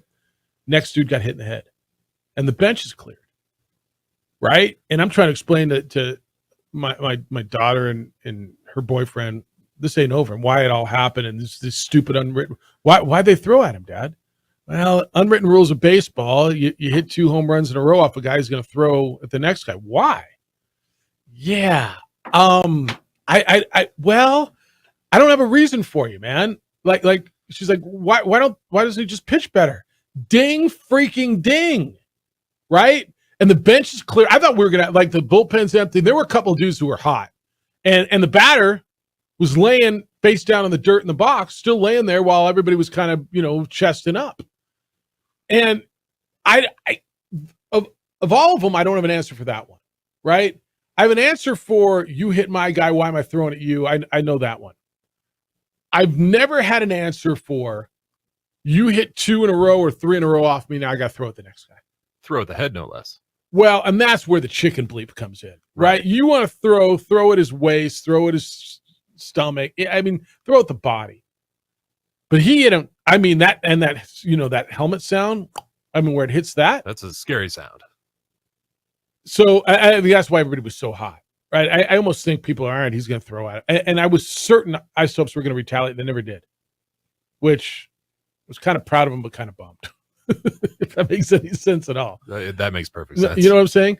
But how do you explain to her? Well, why? I mean, they just hit 2 home runs off you. Why? And it's not like it was you're stealing bases up by 8 in the 9th inning, right? That's the kind of crap where I almost kind of get it. JJ hates that too. Why? Well, if you're stealing bases late in the game and it's out of reach, that's part of the old school baseball. That baseball. You play baseball, right? But I never understood. Okay, those 2 guys hit a home run off me. I'm going to throw at the next dude. Why? Get someone out, dude. Figure it out. Your location sucks. What do you got, a blister on your finger, Ohtani? Like, what's the problem? So, all right. But I promise you, home run derby brackets. All right, so this is right up your alley, dude. This is right up your alley. You know who the number 1 seed is? Luis Robert. Chicago White Sox. At the time of the announcement on, when did he make it? July 5th, yesterday. He had 25 home runs, tying him for 3rd in the majors. He's tied with Pete Alonso just behind Ohtani and Matt Olson. He becomes the first White Sox player since 2016 to take part in the home run derby. Do you remember the last White Sox? Can you tell me who the last White Sox player was? I can picture him. Was it?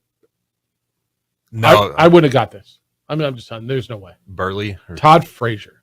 I would not have gotten it. I would not have got that. So he's the 1 seed. He will take on the 8 seed, Adley Rutschman from the Baltimore Orioles, the all-star catcher. He'll participate in the Derby for the first time. 25 years old. He's got 11 home runs in 79 games. And for his brief MLB career, he's got 24 home runs and 697 at bats. This seems like by the way, no catcher's ever won the home run derby. Do you know that? That actually kind of surprises me. When you had Ivan Rodriguez, he was juiced up, but he was hitting a lot of home runs. So then you go back to bench and Carlton Fisk. Some of these guys that could hit the ball, it is a little surprising. It's never happened. All right, so that's 1-8. So the winner of that goes on to take the winner of the 4-5. Adolis Garcia versus Randy Rosarena. Garcia of the Texas Rangers is the last guy to commit to the Derby. He's 30 years old. He's top 20 home runs during the first half of the season. And for his career, he's averaged 31 per season over 162 games. Over the last 2 years, some of the best quality of contact indicators of any hitter. And so we'll watch him. He will go against Arozarena, who is with the Tampa Bay Buccaneers, raised with the best record in baseball for most of the season, and they've been hitting balls out of the park. Arozarena, 15 home runs as of July 1 when he officially got in. So that's your 4-5 matchup. Number 2, Pete Alonso versus Julio Rodriguez. Alonso, of course, of the New York Mets, announced on baseball's national game on Sunday night that he was in. He won the Derby in 2019 in Cleveland, repeated in 2021 in Colorado. There was no All-Star game in 2020. So last year he was bounced in the second round by Julio Rodriguez. Who will he play or go against in the first round this time? Julio Rodriguez, Seattle Mariners, hometown guy. What do you make of hometown guys when they're playing their home park? I mean, the place is going to be alive, that's for sure. Yep. The Mariners had to have someone in there. It is their star. He was the Rookie of the Year. It was a runner-up to Juan Soto at Dodger Stadium. Last year in the Home Run Derby, he said, LA was cool. I enjoyed it, but being able to be at home and to put a show on for the Mariners fans, I know it'll be really exciting. It was a no-brainer for me. So that is that's good. That's 2 versus 7. And then your 3 versus 6. How is he the 3? How is Mookie Betts the 3 seed in this up against number 6 seed Vladimir Guerrero? The seeding is baffling to me. To me, I feel like the top home run hitter should probably be in the top spot. But it feels that way. Betts said it's the last thing I haven't done. He said he didn't even want to do the home run derby. He said, quote, it's the last thing I haven't done. My wife kind of compared it to the NBA, to LeBron James not doing the dunk contest. And that's not a knock or anything, but she just feels like for what I'm trying to do in baseball, bring awareness to black culture, I should probably be more involved, end quote. So this will be his first home run derby. He hits home runs. He's not a home run hitter, right? So this will be interesting. He's up against Vlad Guerrero, who holds the single round and total home run records in this event. Single round at 40, total at 90. He returns to the home run derby. He's never won the derby. Isn't that crazy? So he holds all the records in the derby, but he's never won the derby. that is crazy. Yeah. Pete Alonso beat him back in 2022. Beat him 23-22 in the first round of 2019. Beat him by 1. So it's Guerrero's second home run derby. He said he has no plan, just going to hit homers. Just enjoy and hit homers. His dad, by the way, Vlad Sr., won this event in 2007. All right, so there you go. Got a favorite? You going with the hometown guy? You like Guerrero? What do you like? I do like Guerrero. I really like Pete Alonso, though. When I went, as we've talked about, that dude was so much fun to watch. And you're right, the crack of the bat, you hear it over and over and over again. And I just watched that guy, and I don't know. I'd say Pete Alonso would probably be the guy I'd take. All right. That's it. All right, we're going to talk hoops when we come back. Kenny Thomas, the all-time Lobo great, longtime NBA player, and the head coach of the Enchantment, the team that'll be representing New Mexico in the TBT, the basketball tournament, which starts later this month in Lubbock. He is going to be with us next. Looking forward to catching up with Kenny, and he's going to run you down his roster and why this year they're going to go a little further. You'll hear it from the head coach. Kenny Thomas next on the opening drive on 95.9 FM and AM 610, the Sports Animal. We're all moving a little faster now. Trust the team that's going to keep up. We would like to thank the following sponsors for making this broadcast possible.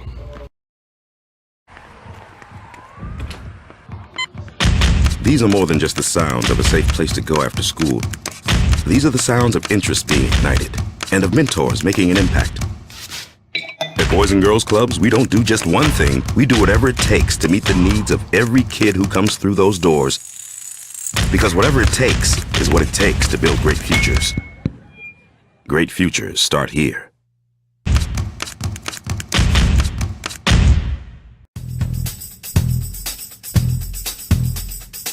International Protective Services is a proud supporter of ProView Sports and New Mexico Youth Athletics. IPS provides residential and commercial security services in the Albuquerque metro area.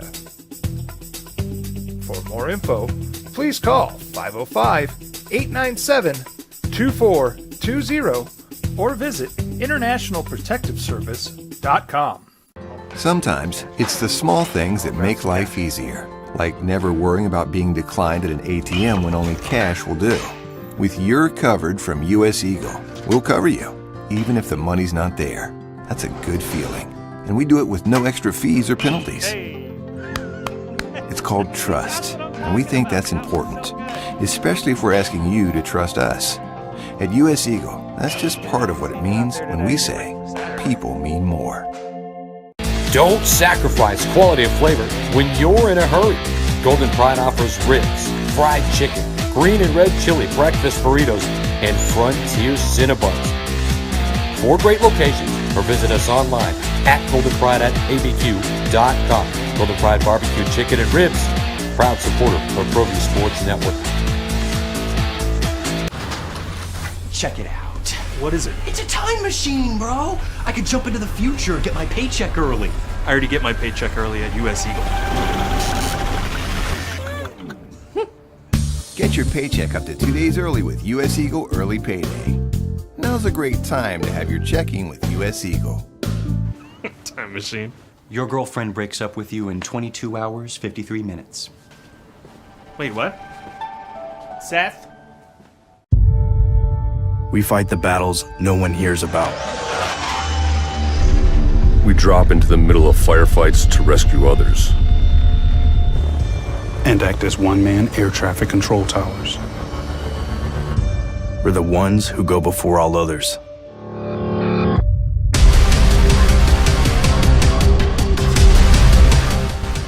U.S. Air Force Special Warfare are proud supporters of ProView Sports.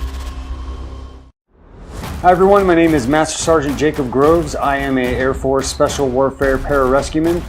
Air Force Special Warfare are proud supporters of ProView Network and New Mexico Youth Sports. Air Force Special Warfare operators are critical thinkers. They maintain a high level of fitness, they take initiative, and they don't quit.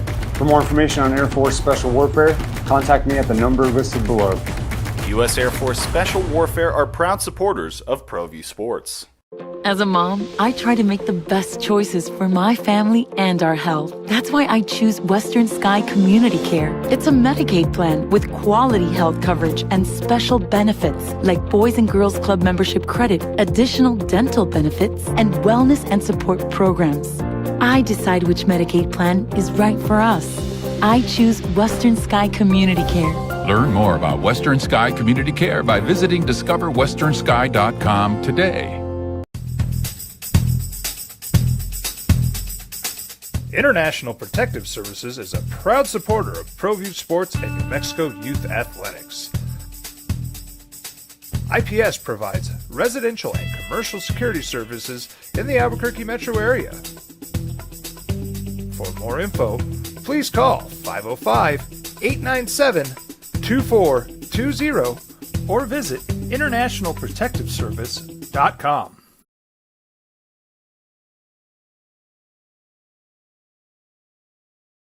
We would like to thank the following sponsors for making this broadcast possible. We fight the battles no one hears about. We drop into the middle of firefights to rescue others. And act as one-man air traffic control towers. We're the ones who go before all others.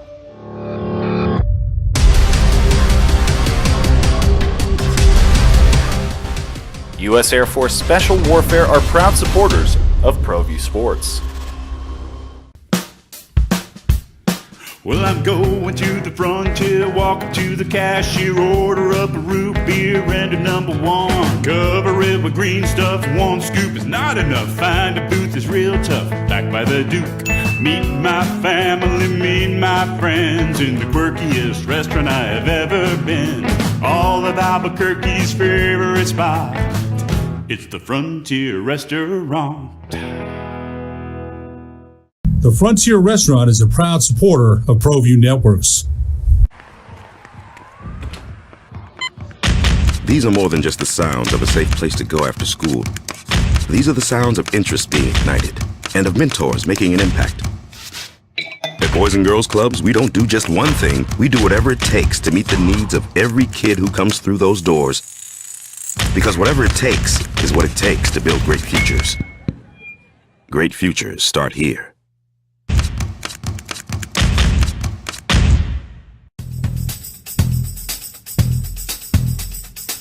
International Protective Services is a proud supporter of ProView Sports and New Mexico Youth Athletics. IPS provides residential and commercial security services in the Albuquerque metro area.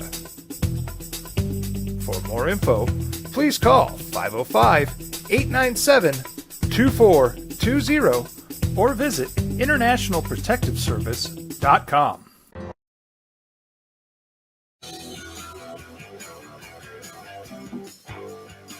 We love the TBT around here. Boy, was last year really fun.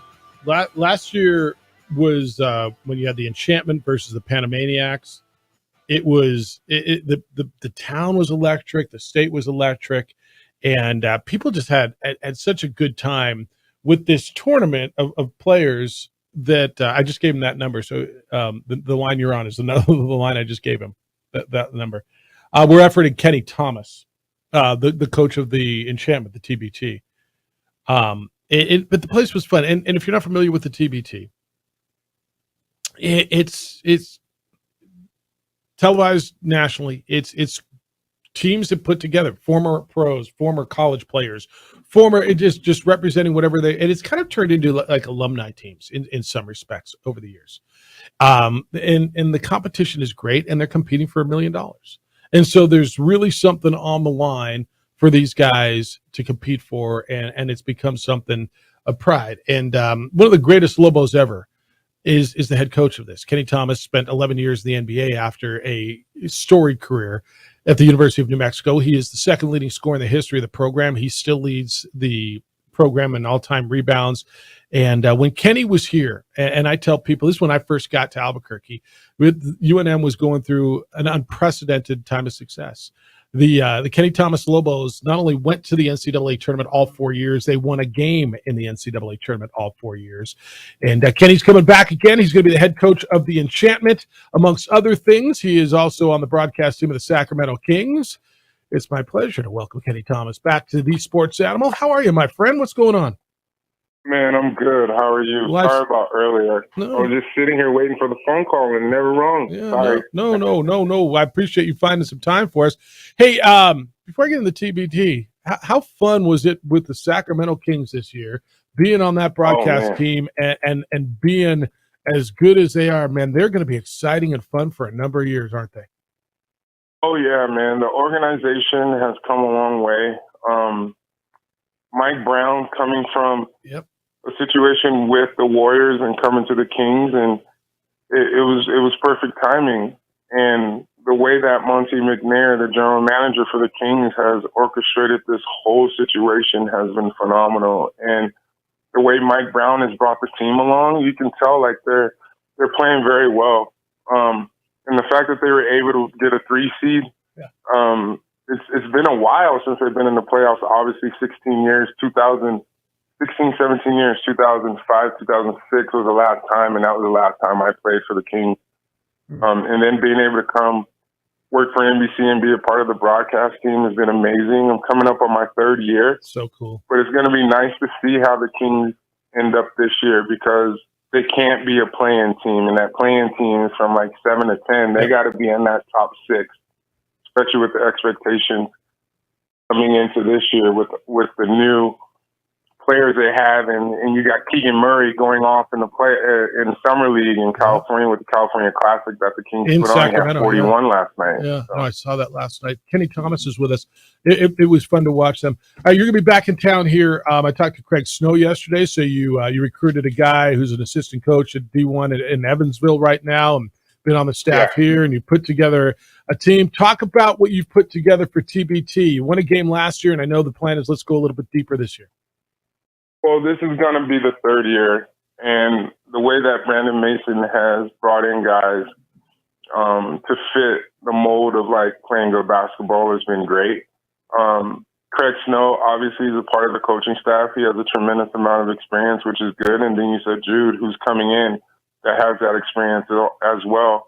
I feel like the core of the guys that were here last year and probably the year before are coming back. So they kind of know like how we're going to play, and it comes down to us getting up and down and playing great basketball. And the fact that we added some pieces, even though they are some state guys, I'm not going to hold it against them. Like Johnny McCann. Go ahead. Like Johnny McCants, a little bulk up front. Exactly, which is kind of what we needed. And then we have some length with BJ West coming in. He had 10 and 18 against us last year when we were playing against the Panamanics. Whatever they're called. Yeah, the New Mexico State, yeah.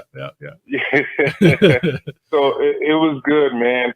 The first year was rocky. Second year, I'm excited because last year we were able to make it to the second round, and we're going to Lubbock, and it's going to be interesting. We just got to go up there and play some good basketball because I think we got a nice core of people with Jamal Fenton and Scott. Even though Scott was hurt last year and on one leg. You're talking about Scott Banforth for if people remember, he didn't play at UNM, played at Del Norte High School, but boy was he I think Lobo fan, New Mexico fan just fell in love with him last year, and it might have been some people's first look at him, huh? Yeah, it probably was, but it was my first look too, and I was like, this guy really knows how to play, and he knows how to play the right way, which is kind of the background of like how I played basketball in UNM. We played the right way, but it's going to be interesting to see how we start off, and we just need to gel, and we have a short amount of time, and it's just going to be one of those things, right, Jeff? Kenny Thomas is with us. Play hard and see what happens. Yeah, Kenny's and Brandon Mason putting together this team. It's going to be called the Enchantment. You get a tough draw. You got a Texas Longhorn alumni team essentially in the first round. So you said Scott Banforth. I think Terrence Mathis is back. BJ West, Jamal Fenton, Johnny McCants, the former Aggie. Who else is on this team for people to look forward to? So you got Vince Jackson. Vance Jackson's coming back. Nice. Yeah, Vance Jackson. My bad. Yeah. Then you got Troy Simons, who's a pretty good player to transfer from Kent State. He's a dog on the court, and he can lock up. We need some guys that can play some good defense and get into people. Obviously, we have guys that can score. It's just a matter of how they're going to gel on the other end, which is going to be key because that's how you end up winning games, right? Yep. So we were a little undersized at the big man spot, so now it looks like we have some more height and depth. And it's just going to be one of those things. You got to come out and play the right way. And then we got Christian Cunningham, who's another local kid that went to Stevensville High School, played D1 at Jackson State. He's a 3-4 man, and he can block shots and he rebounds. Rebounding was a huge key, especially with the Medellin rules coming down the stretch, which kind of screwed us in the first year. Yeah, but we got better the second year. And we were able to play here in the pit, which is good. But the amazing thing is like, this is going to be our third year. We got to show some better results, period. Remember the first year you had a big lead against that Oklahoma State team coached by Doug Gottlieb, and they came back and got you at the end. Last year, first round in the pit against the Panamaniacs, and beat them, went to the second round, had a lead over that LaFonso Ellis coach team. I remember he got thrown out at this little scuffle with Joe Furstinger, walking off the floor, and they clipped you in the second round. And so this is something that you guys all care about, right? There's real money on the line for guys. There's $1 million at the end. But I think it's almost turned into more than that, hasn't it, Kenny? Like there's a real prestige to this tournament now amongst the guys who are participating.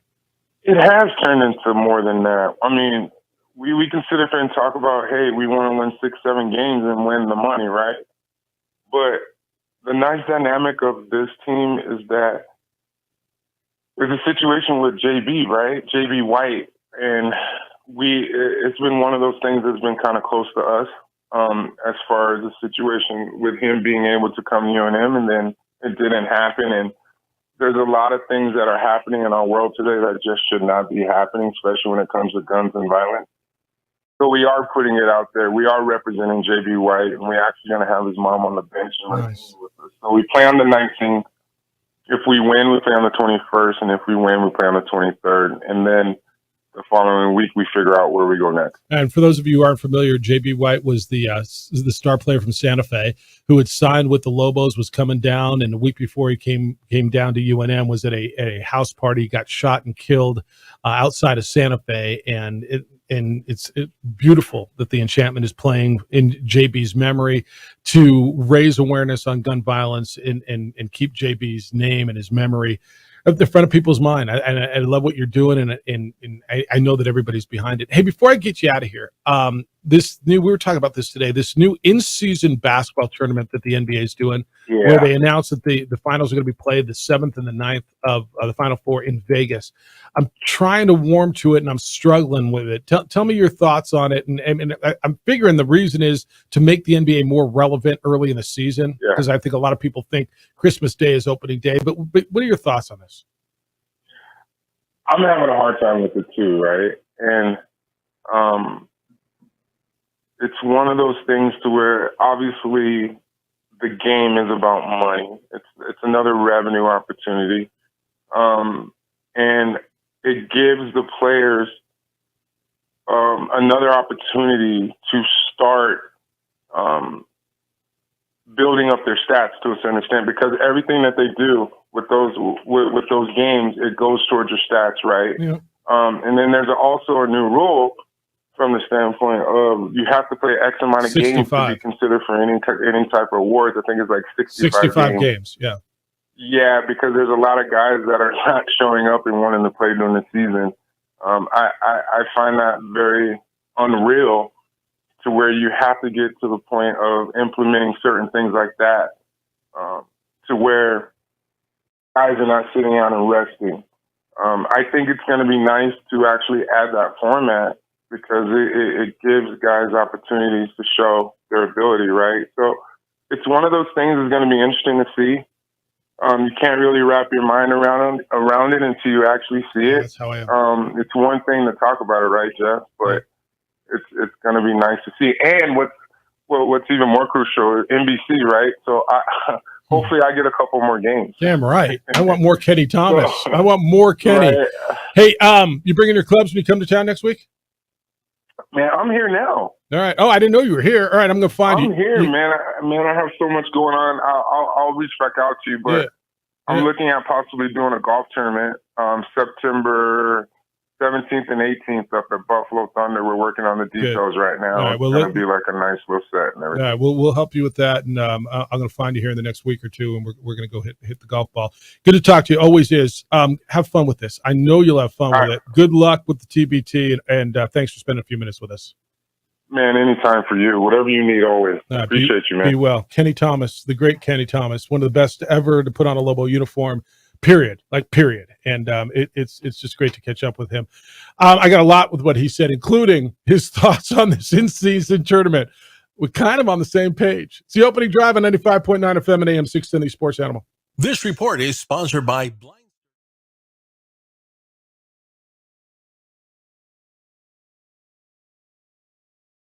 We would like to thank the following sponsors for making this broadcast possible.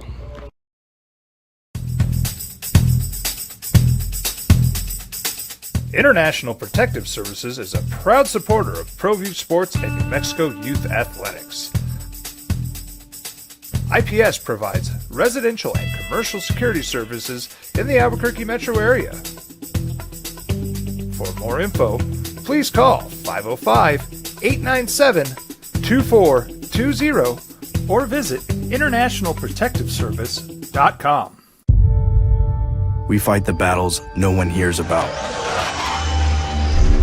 We drop into the middle of firefights to rescue others. And act as one-man air traffic control towers. We're the ones who go before all others.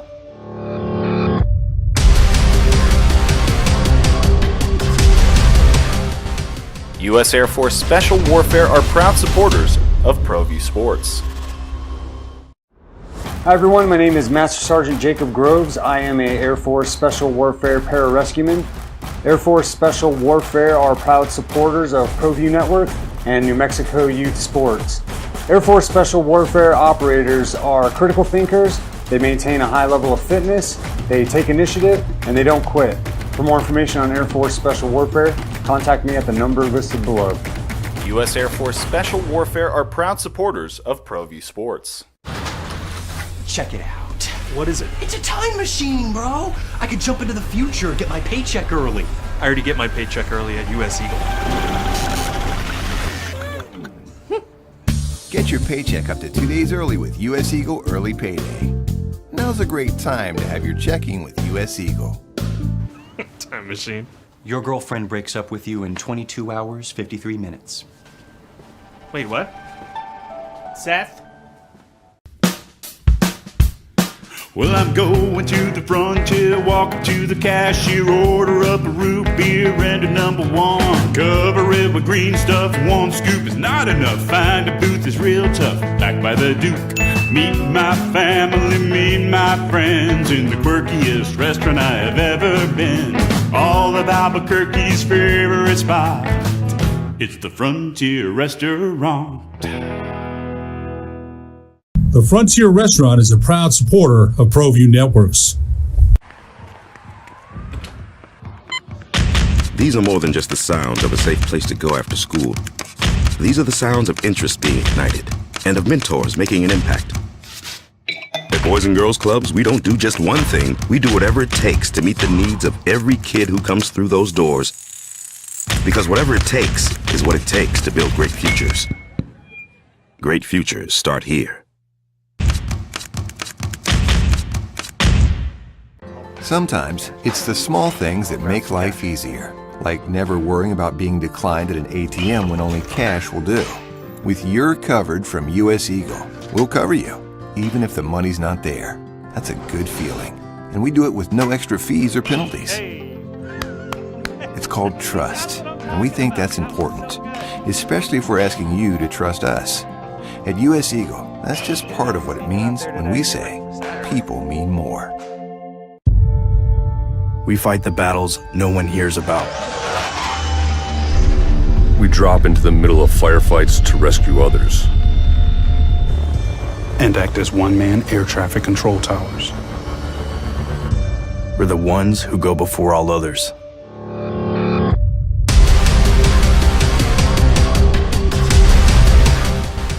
U.S. Air Force Special Warfare are proud supporters of ProView Sports.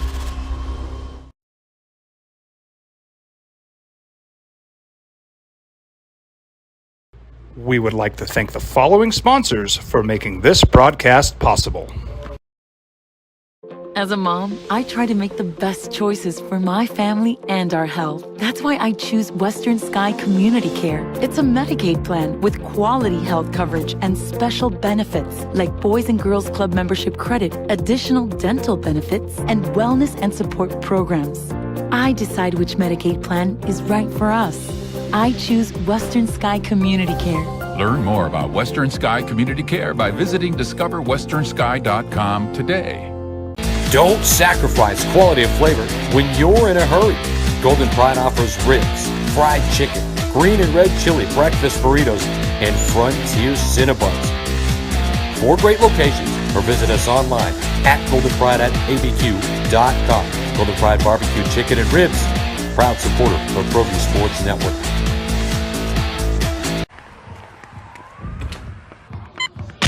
These are more than just the sounds of a safe place to go after school. These are the sounds of interest being ignited and of mentors making an impact.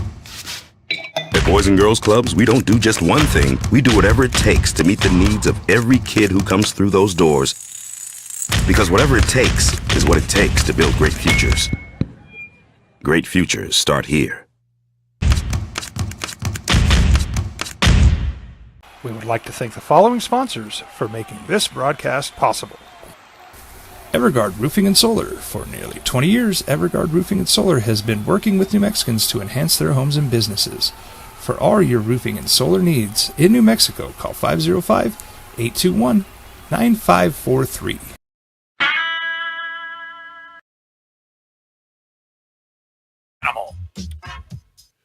Always enjoy Kenny.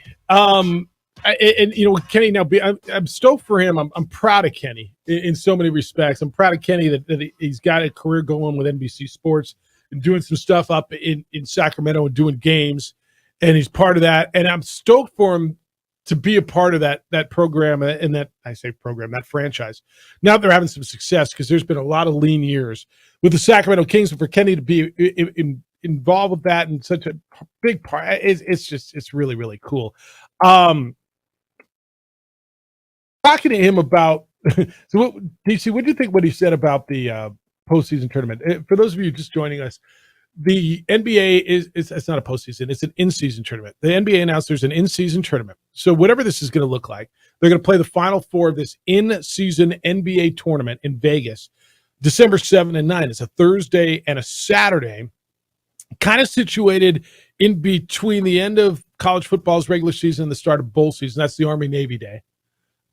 It's also going to be, is the NFL playing Saturday games? That's the first weekend I think they play Saturdays, right? That sounds right. I know it's in early December, so I'm guessing that is correct. So the intent is to become relevant, I believe, before Christmas, right? The NBA kind of is there. It's big in NBA markets. It's big amongst hardcore NBAers. But for the general sports fan, you've got your early season, and this is the other thing it's going up against is going to be the holidays time college basketball tournaments. Right, whether it's the Vegas Invitational or the Wooden or hell, we have a bunch of them, Charleston and Myrtle Beach and Orlando, we got them all over the place. I thought he's struggling with it too. He is. I thought it was interesting because his response was organic. He kind of had the same thought we did. It was kind of confusion and wondering if the money is obviously good and it motivates, but. Well, and you said the prize is about $500,000 a person. Correct. Yeah. It was one of those. I mean, let's wait and see what it looks like. And this is where there's been many a time, and I'm not gonna lie, I was a guy who didn't like the expansion of the wild card in baseball. What are we doing, man? Why does everybody have to make the damn playoffs? Right? It's like basketball. I mean, really. So 10 out of the 15 teams in each conference, 20 out of 30 make the play-in, make the postseason. Yeah. What are we doing? Why have a regular season at that point? Right. At first, it seemed like so much, but this last season, the play-in was great. It impacted the entire playoff. The wild card, like you said, for baseball, it adds that extra layer. It adds something that wouldn't be there. And until now, what are you playing for, right? Well, then we just watched an 8 seed Miami get to the conference final. Get to the NBA final. We watched a 7 seed in the Lakers, both out of the play-in tournament that had to come in, get to the conference final. So all of a sudden you're like, okay, right? Because we hadn't seen that before. That can be done. We've watched wild card teams win the Super Bowl. We've watched wild card teams get to the World Series.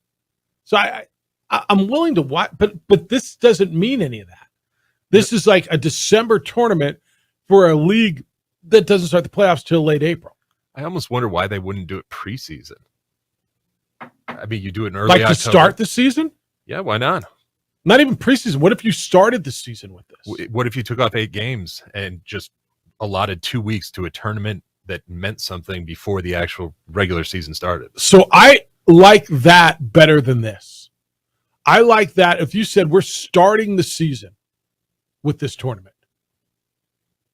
We're going to start it with four rounds of pool play, and then everybody's going to play a game, but we're going to elevate and we're going to end it, and so it would end somewhere around mid-November, Thanksgiving-ish. What if you scheduled it for Thanksgiving?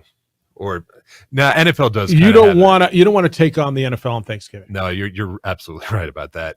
So and now the NFL's decided they're taking the day after Thanksgiving, right? You just like I said earlier, you don't want to run from the NFL, and so I think that's why they're doing it on Thursday and Saturday during the NFL season. But they're not going head. But I don't think you can beat the NFL on Thanksgiving. No, you're right about that. As I was saying it, I thought that does not make sense. I mean, so you look at the sports calendar, there's not a lot of room for them. Your other idea, but they don't want to take away from the All-Star game. They feel like the All-Star game, and I see what they're doing with their calendar, right? They're trying to place, we got the opening day, then we'll have this, then we get the All-Star game, then we get the playoffs. The strategically in their mind, they're figuring, okay, we got all these big things to really showcase our league. I don't know, man. I probably won't watch it. I'm not gonna lie. They're gonna tell me it means something. It's like, I don't know. Are you gonna believe it means something when we play for the whatever trophy we're playing for and $500,000 for the guys who are making 32? Yeah, that's wow. That's a drop in the bucket. Here's a mid-season championship. I can't give away a playoff spot or something. Here's where I'm going to lean. I got to lean on European soccer fans, or even like the U.S. Open Cup that United plays in. Right, that was a big deal. You weren't here 5 years ago. Their inaugural season. The best thing that ever happened to this franchise was they made a run to the quarterfinals in their first year, and people thought they were going to MLS. They were the greatest thing. They beat 2 MLS teams. And, oh my God, it was the greatest thing ever. But I don't know what that means for MLS teams. Now, it doesn't mean anything in season. For soccer fans, when you play these mid-season tournaments, these cups, does it mean anything to you? For soccer fans, it feels like there's a level of pride or something that they carry, even if there's not a huge championship associated. And that's what we're trying to do here? Potentially, perhaps, but I just, again, I don't see what kind of goodwill you're building that early. I don't get it either. I just flat out, I don't get it either. All right. I want to hear from you. Gosh, you guys have been coming in. And look at you on the first place Isotopes. I got some NFL stuff for you. Who are the offensive X factors going into this season? I got one right off the top. It's so easy to me, and it's that team I've been telling you about. I mean, the biggest X factor, I'll tell you, the biggest X factor on the offensive side of the NFL is you get ready for your fantasy drafts. You just, mine's been going around. Hey, all right, we just set a date. I'm going to give you the biggest X factor. I'm not telling you X means it could be really good and it might not be really good. But, the highest ceiling and the lowest floor, I'll tell you who that is. That's next. Thanks for being with us on a Thursday morning. On the opening drive on 95.9 FM and AM 610, the Sports Animal.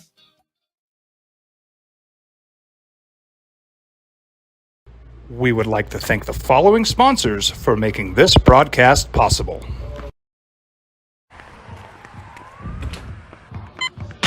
These are more than just the sounds of a safe place to go after school. These are the sounds of interest being ignited and of mentors making an impact. At Boys and Girls Clubs, we don't do just one thing. We do whatever it takes to meet the needs of every kid who comes through those doors. Because whatever it takes is what it takes to build great futures. Great futures start here. Don't sacrifice quality of flavor when you're in a hurry. Golden Pride offers ribs, fried chicken, green and red chili breakfast burritos, and Frontier Cinnabons. 4 great locations, or visit us online at goldenpride@abq.com. Golden Pride Barbecue Chicken and Ribs, proud supporter of ProView Sports Network.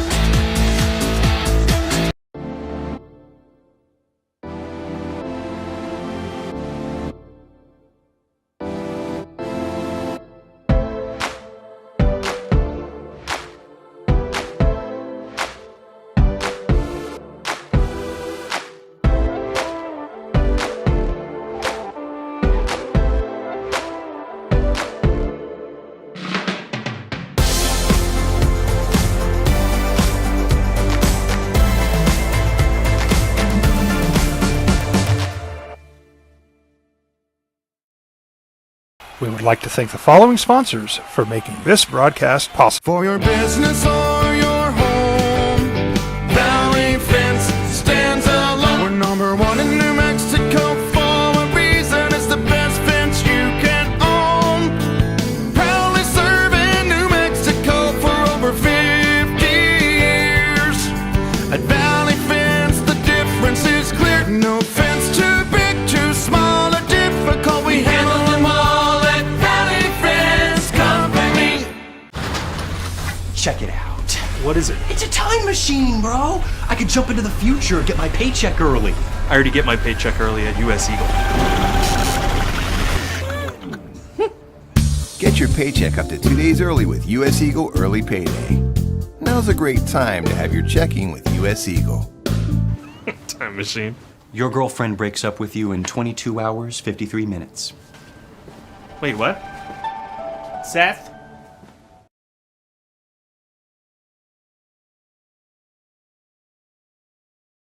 We would like to thank the following sponsors for making this broadcast possible. We fight the battles no one hears about. We drop into the middle of firefights to rescue others.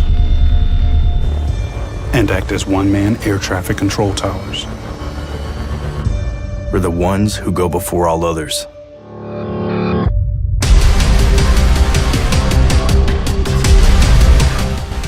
U.S. Air Force Special Warfare are proud supporters of ProView Sports.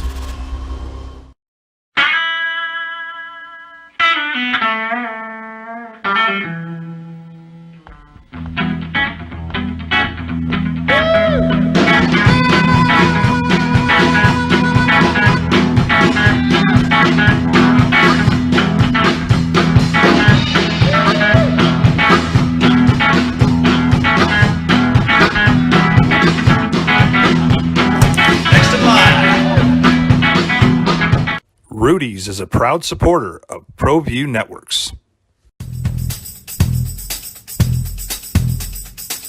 International Protective Services is a proud supporter of ProView Sports and New Mexico Youth Athletics.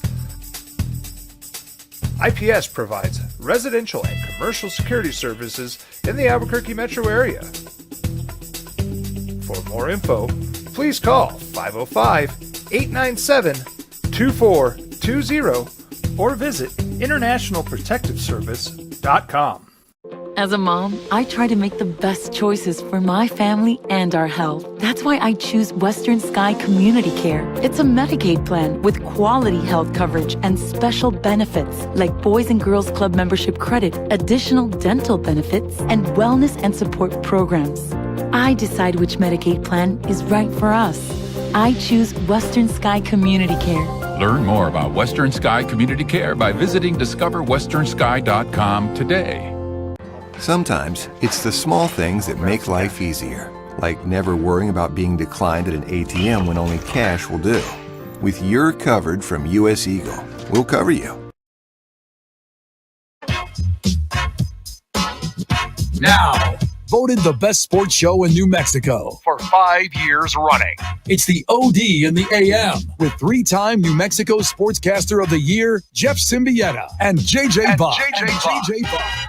So we hit close to mid-July, right? Next week will be mid-July. And camps are going to open here in the National Football League, and you're starting to think about your fantasy football draft, and DC hands me a stack of papers with quarterback grades and running back grades. And so you're telling me Andy Dalton had the 7th best quarterback grade. 6 was Jacoby Brissett. What am I supposed to make of this? It's an interesting one when you see the list, but when you understand the PFF breakdown of their grading system, I don't. And that would make it very difficult. But it is interesting. Jared Goff was 20th. Who am I drafting, Jared Goff or Jacoby Brissett? Well, based on the last 6 weeks, you're obviously going for Goff, but that is over the entire season. That's crazy to break these down. All right, I want to go over this. This is the conversation we're going to have now. And I welcome your thoughts at 505-246-0610. That's the Sports Animal hotline and text line.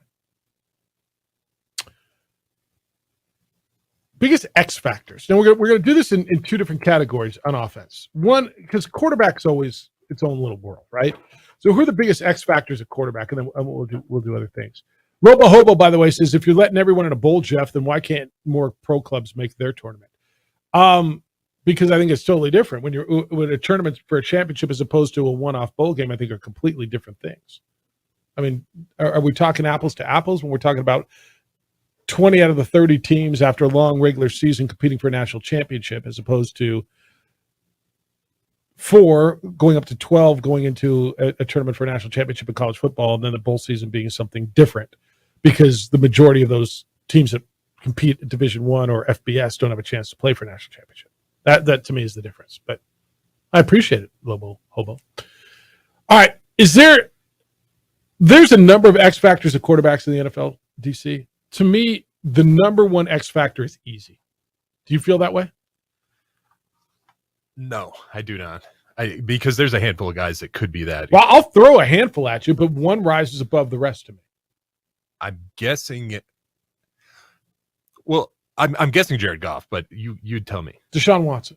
Okay, that is a good one. That's a really good one. Deshaun Watson, of all of them, rises above. Like I'm going to give you, and I don't even have Jared Goff on my list. I don't even think he's an X factor. I'm planning on him being good. Okay, fair. But to me, Deshaun Watson, coming off of what he came off of, he wasn't good. Right? He was not good. He missed the first 11 games for suspension. He's accused of sexual misconduct by more than 20 women. The Browns' entire future hinges on him and whether or not he gave him $250-something million guaranteed. They broke the market on him. They basically said, everything's going to you. They sacrificed players and everything for a guy who is accused of pretty heinous acts, who missed 11 games last year. So they basically paid him for a red shirt last year, although they didn't pay him. They're paying him for this year because last year's salary was only $1 million, if you recall, because when they took 11 paychecks out of $1 million, it didn't hurt Deshaun Watson very much. If he is Deshaun Watson that we saw with the Houston Texans early, they're going to be really good, dude. They've got good receivers. They've got a stout defensive front. They got one of the best running backs in the game. I don't even think it's arguable. The biggest X factor to me going into the NFL season is Deshaun Watson. The biggest X factor team is the Cleveland Browns. Yeah, I think that's a good call. Actually, the Browns they could go some places, and Deshaun is a great call. You're absolutely right. It's easy to forget about him, really, just with the last couple of years. But if you are looking for that guy that you can maybe steal in a fantasy draft, that is a really good call. Or you could bottom out with it. He could be horrible again. It is definitely a hit or miss. That to me is the definition of X factor, right? Yeah. No, I think that's a great call. Some of the others I was thinking about, Russell Wilson. Honestly. He's on my list. Yep. Derek Carr is definitely one I've been. So I don't even have him on my list because I think he's going to be good there. But okay, I'll live with that. I think the Saints. I've been watching a lot of NFC South games. Yeah. I think the Saints are going to be sneaky good, man. That's the other team I told you the other day. I told you the Browns and the Saints are the two teams that could really surprise people. The Saints, when I break them down, yeah. Here's another deep one for you. Juwan Johnson, their tight end. Mm-hmm. That guy's a stud. He's built like George Kittle. He's fast. He's got huge hands. The guy is going to create plays for Carr for sure. So when I go non-quarterback X factors, Michael Thomas is on my list, and that's a good one too. But I want to say quarterbacks real quick. Let me get. How would you rank these after Deshaun? Okay, X factors. Desmond Ridder. The Falcons could be really good. They've got a nice roster if this young quarterback is worth a damn. Jordan Love. The Packers have finally put together some receivers with a defense that got better with a decent running game. Like, if Jordan Love is worth anything, they can be good. Kenny Pickett, second year with the Steelers. That's one I've got my eye on. Jim Garoppolo. How does he come back, and what are they? And then I'm going to give you one last one. Well, you already said Russell Wilson. Matt Stafford. Coming off an injury, that's a good call as well, because they still have Cooper Kupp. They have, really, when you look at it, their offense is built to score some points. And if we're talking fantasy, I think that's a great call. So I don't know how I would rank them, other than I know Deshaun Watson is number one. But if you wanted to make me a list and rank X factors at quarterback and take these guys and put them in whatever order you want, Desmond Ridder, Russell Wilson, Jordan Love, Matthew Stafford, Jim Garoppolo, and Kenny Pickett. I don't know. I'd have an argument with you on the severity, but to me, number one is it's obvious to me. Yeah, I again, with all the time lost, it's easy to kind of forget about him, and I think that's why it's such a great call, because dude, he's the highest paid quarterback in the NFL. Exactly, it's easy to forget, or at least the most guaranteed money. Because he's fully guaranteed, right? Yes. Yeah. Yes, which is bonkers. It totally is. Given the situation, it did ruin the market, or change it at least. It's the guaranteed contract. Both of those are true. You could say it ruined the market, except for the guys who are benefiting from it. Yes, and it absolutely changed it. I like your thoughts. I mean, you tell me. Is the NFL coming now? You tell me.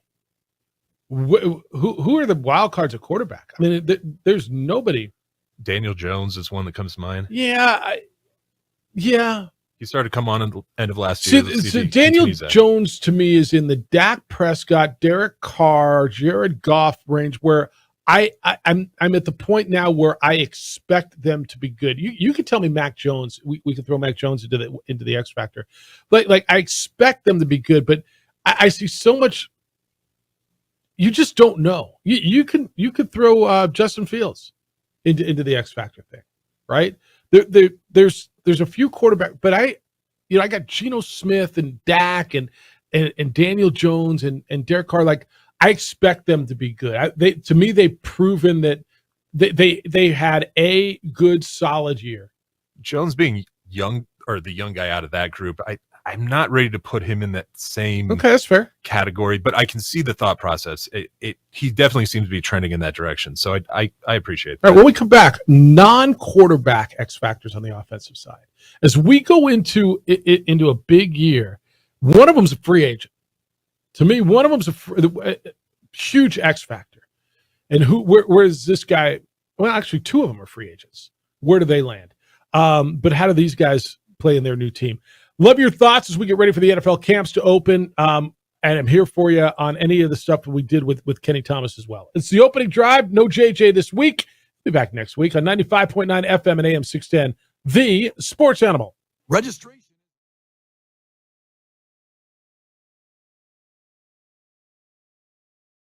We would like to thank the following sponsors for making this broadcast possible.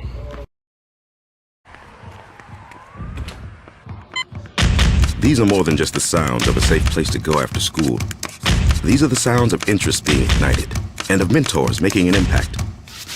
At Boys and Girls Clubs, we don't do just one thing. We do whatever it takes to meet the needs of every kid who comes through those doors. Because whatever it takes is what it takes to build great futures. Great futures start here. Don't sacrifice quality and flavor when you're in a hurry. Golden Pride offers ribs, fried chicken, green and red chili breakfast burritos, and Frontier Cinnabons. 4 great locations, or visit us online at goldenpride@abq.com. Golden Pride Barbecue Chicken and Ribs, proud supporter of ProView Sports Network.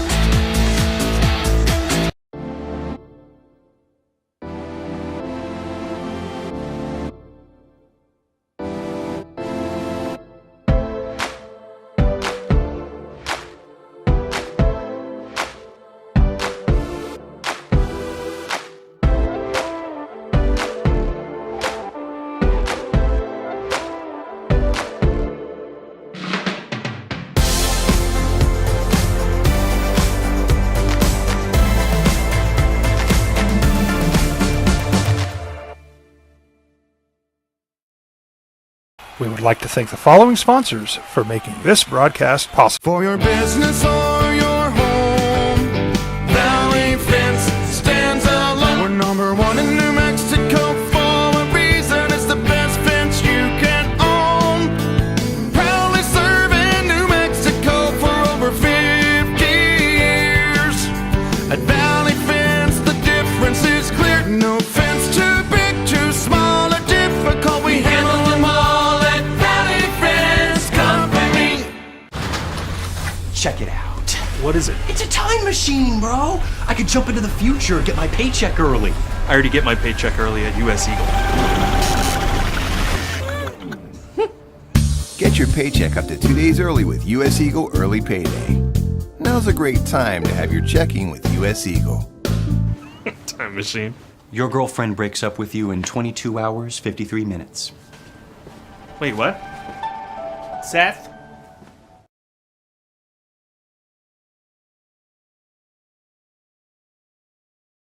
We would like to thank the following sponsors for making this broadcast possible.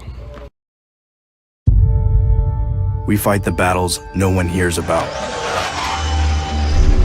We drop into the middle of firefights to rescue others. And act as one-man air traffic control towers. We're the ones who go before all others.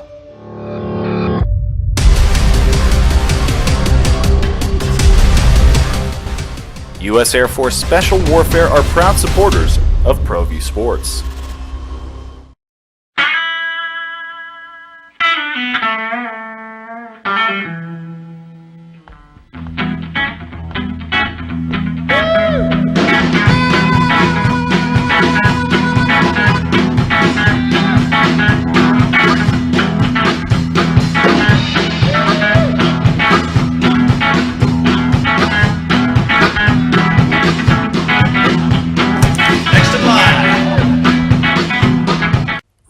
Industries is a proud supporter of ProView Networks. International Protective Services is a proud supporter of ProView Sports and New Mexico Youth Athletics. IPS provides residential and commercial security services in the Albuquerque metro area. For more info, please call 505-897-2420 or visit internationalprotectiveservice.com. As a mom, I try to make the best choices for my family and our health. That's why I choose Western Sky Community Care. It's a Medicaid plan with quality health coverage and special benefits like All right, so what is an X Factor, right? An X Factor's got a high ceiling and a low floor. Is that a fair way to define that? You know, it could be really good. It's like you just don't know. It could make a difference positively or negatively. And so I'm asking you, and I'm giving you my thoughts.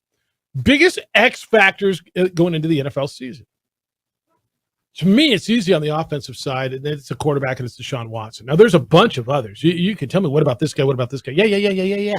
Yes, on Desmond Ridder and Jordan Love and Matthew Stafford and Kenny Pickett and Russell Wilson, for crying out loud.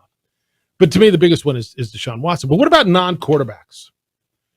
Can I give you my number one non-quarterback? So do you have a number one non-quarterback X factor? I kind of slipped last time with the Saints. I really do feel like their tight end, Juwan Johnson, he's the guy. All right.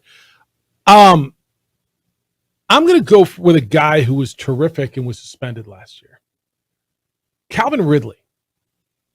All right, so Calvin Ridley was terrific, got suspended for betting. Remember the whole thing, and then the Jaguars traded for him? And if you look at what Trevor Lawrence has had with the Jaguars, is he had a great receiver. And I would tell you the argument is probably no. I mean, Christian Kirk was nice, but I don't know that until now they had a true number one wide receiver. And I think they drop him into the mix now. Can they be more explosive? Can Trevor Lawrence use Calvin Ridley to take? And I got to believe Calvin Ridley's going to be out there with something to prove. And so to me, the number one X factor non-quarterback is how good is Calvin Ridley going to be? I think he's going to be terrific.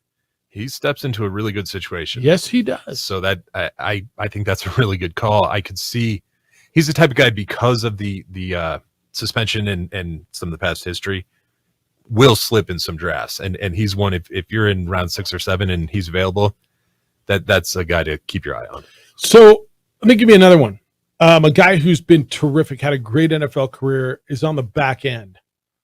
And I thought was going to be really good last year, got hurt again. And it's Michael Thomas. Taft High School. Woodland Hills, California. Woodland Hills. Who else went there? A few of us. He's missed almost all the last 3 seasons. Yes.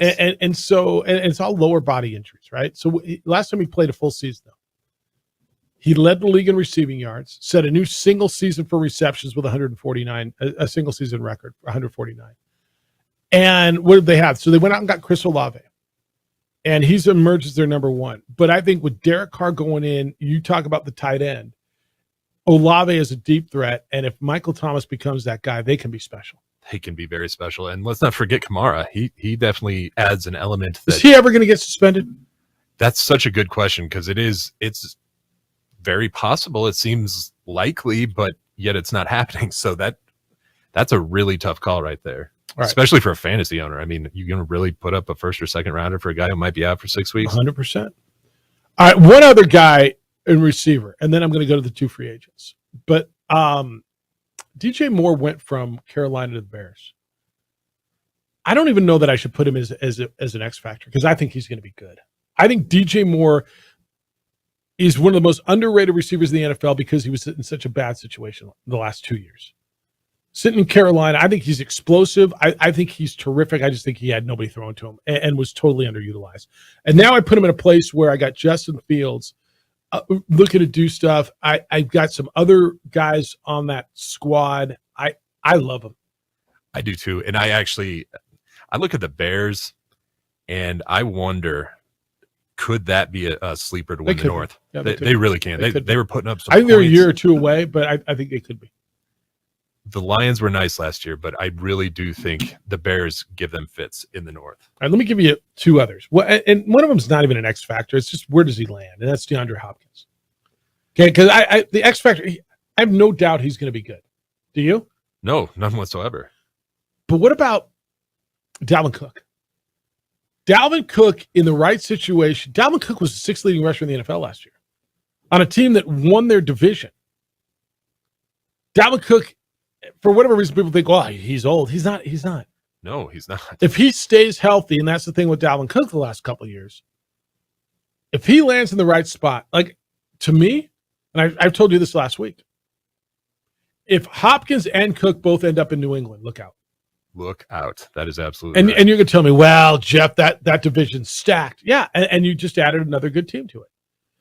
Well, Mac Jones isn't as good as I don't know, is he not as good as Tua? I mean, Tua was really good when he was healthy last year.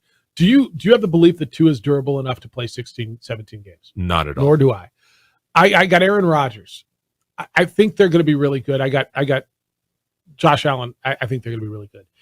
So if you throw DeAndre Hopkins and Dalvin Cook onto New England, you could make an argument. The Jets have the best defense in that division, but you can tell me New England's got a pretty good defense. Yeah, you add those guys and they are a contender. All of a sudden, you got four good teams in that division, don't you? That's a scary division. Everyone talks about the West, but yeah, don't sleep on the East. No, all of a sudden, you got four good teams in that division. I'm not worried about the AFC West. I got Kansas City and I got a bunch of unknowns. I think the Chargers are good, but they're the damn Chargers. The They've got Raiders, weapons, but and with all due respect, I think the Broncos get better. I have so little faith in your quarterback.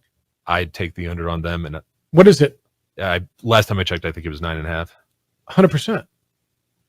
How do you not bet the under on that? No, again, And I'm not rooting against them. And I just, what makes me have any faith that Russ is going to turn this thing around?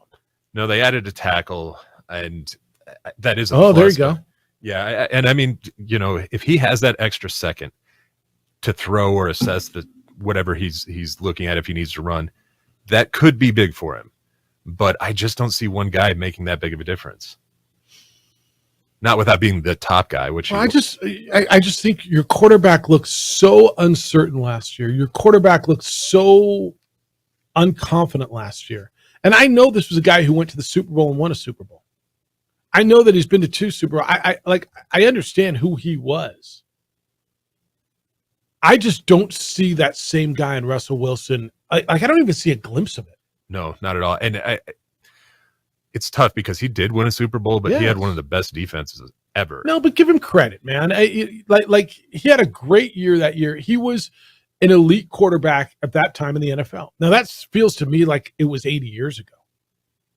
What year did Seattle win the Super Bowl? It was 48, so that would have been in 2014. All right, so that's 10 years ago. Or no, I take that back. It was 49. How do you- Either way, it's how do been you a while. remember all that? Because we're going on. It'll be Super Bowl 58 this year. So 9-10 years ago, Yeah, it's been a while. and I don't see a glimpse of that dude. No, the last 2 years he's been way down. He had one of his best years 4 years ago. He was number 1 overall quarterback. So recently he has had success, but he never had an injury until last year or 2 years. His last year was Seattle 2 years ago. And I do think that is playing a bit of a factor because his style of play changed after that first injury. Yeah, it's something. All right, 505-246-0610. You've been sending me a bunch of stuff. It's time for me to read it to you and let you know what you all are saying. I also want to touch base on Ohtani. So Shohei Ohtani might not be able to pitch for a while. Mike Trout just had surgery. The Angels are in a wild card chase. If you're the Angels and you know Shohei Ohtani is going to be a free agent and you know everybody's going to throw the world of money at him, do you trade Ohtani? Dare I say, do you trade the best player we have seen maybe ever? How the hell do you make that trade? The question might be, how the hell do you not? It's the opening drive on 95.9 FM at AM 610, the Sports Animal. Registration is now open for the Lobo.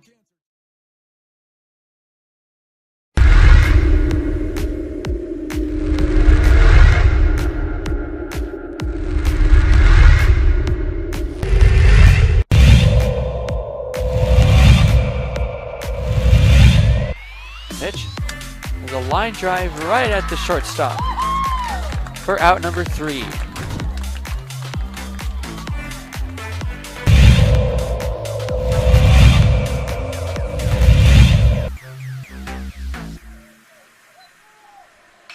Apodaca ripped to left field. That will bounce in, so it's going to be extra bases as they'll have to chase that one at the wall in the warning track.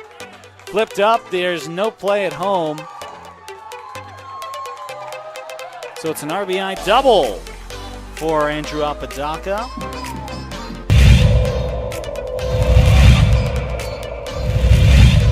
Runner at third. High leverage spot. Can Chavez keep the tie? No, that's going to be cracked into left field. It's a base hit as Love puts the Sandia Matadors ahead for the first time today.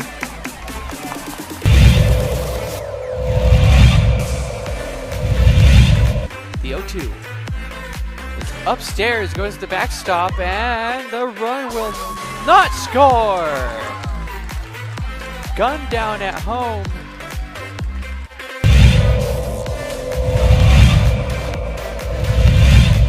Chavez rocks and fires. Ahmed, that's going to be an RBI for Ahmed as that one right through the gap in right center. Petrie will scoop that one, and it's looking like a triple as Ahmed plugs into third base, and what a way to score that run for the Matadors.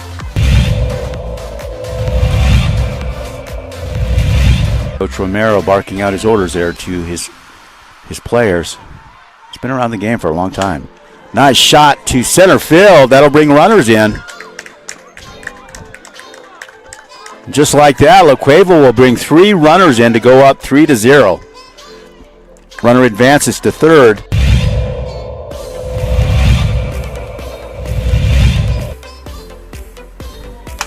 Shot to center. That looks good. That's gone. Man, outstanding center shot there.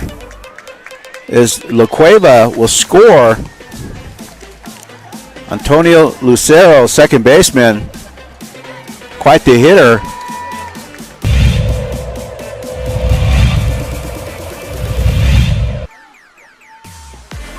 Shot to third, and good catch. And she gets the out. Outstanding play by Trinity Bazan. Nice bright spot.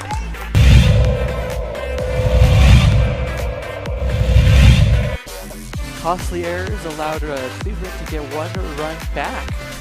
That one sit on the ground to the left side. Throw to first in time. Throw home. Got her! Whoa, what a play!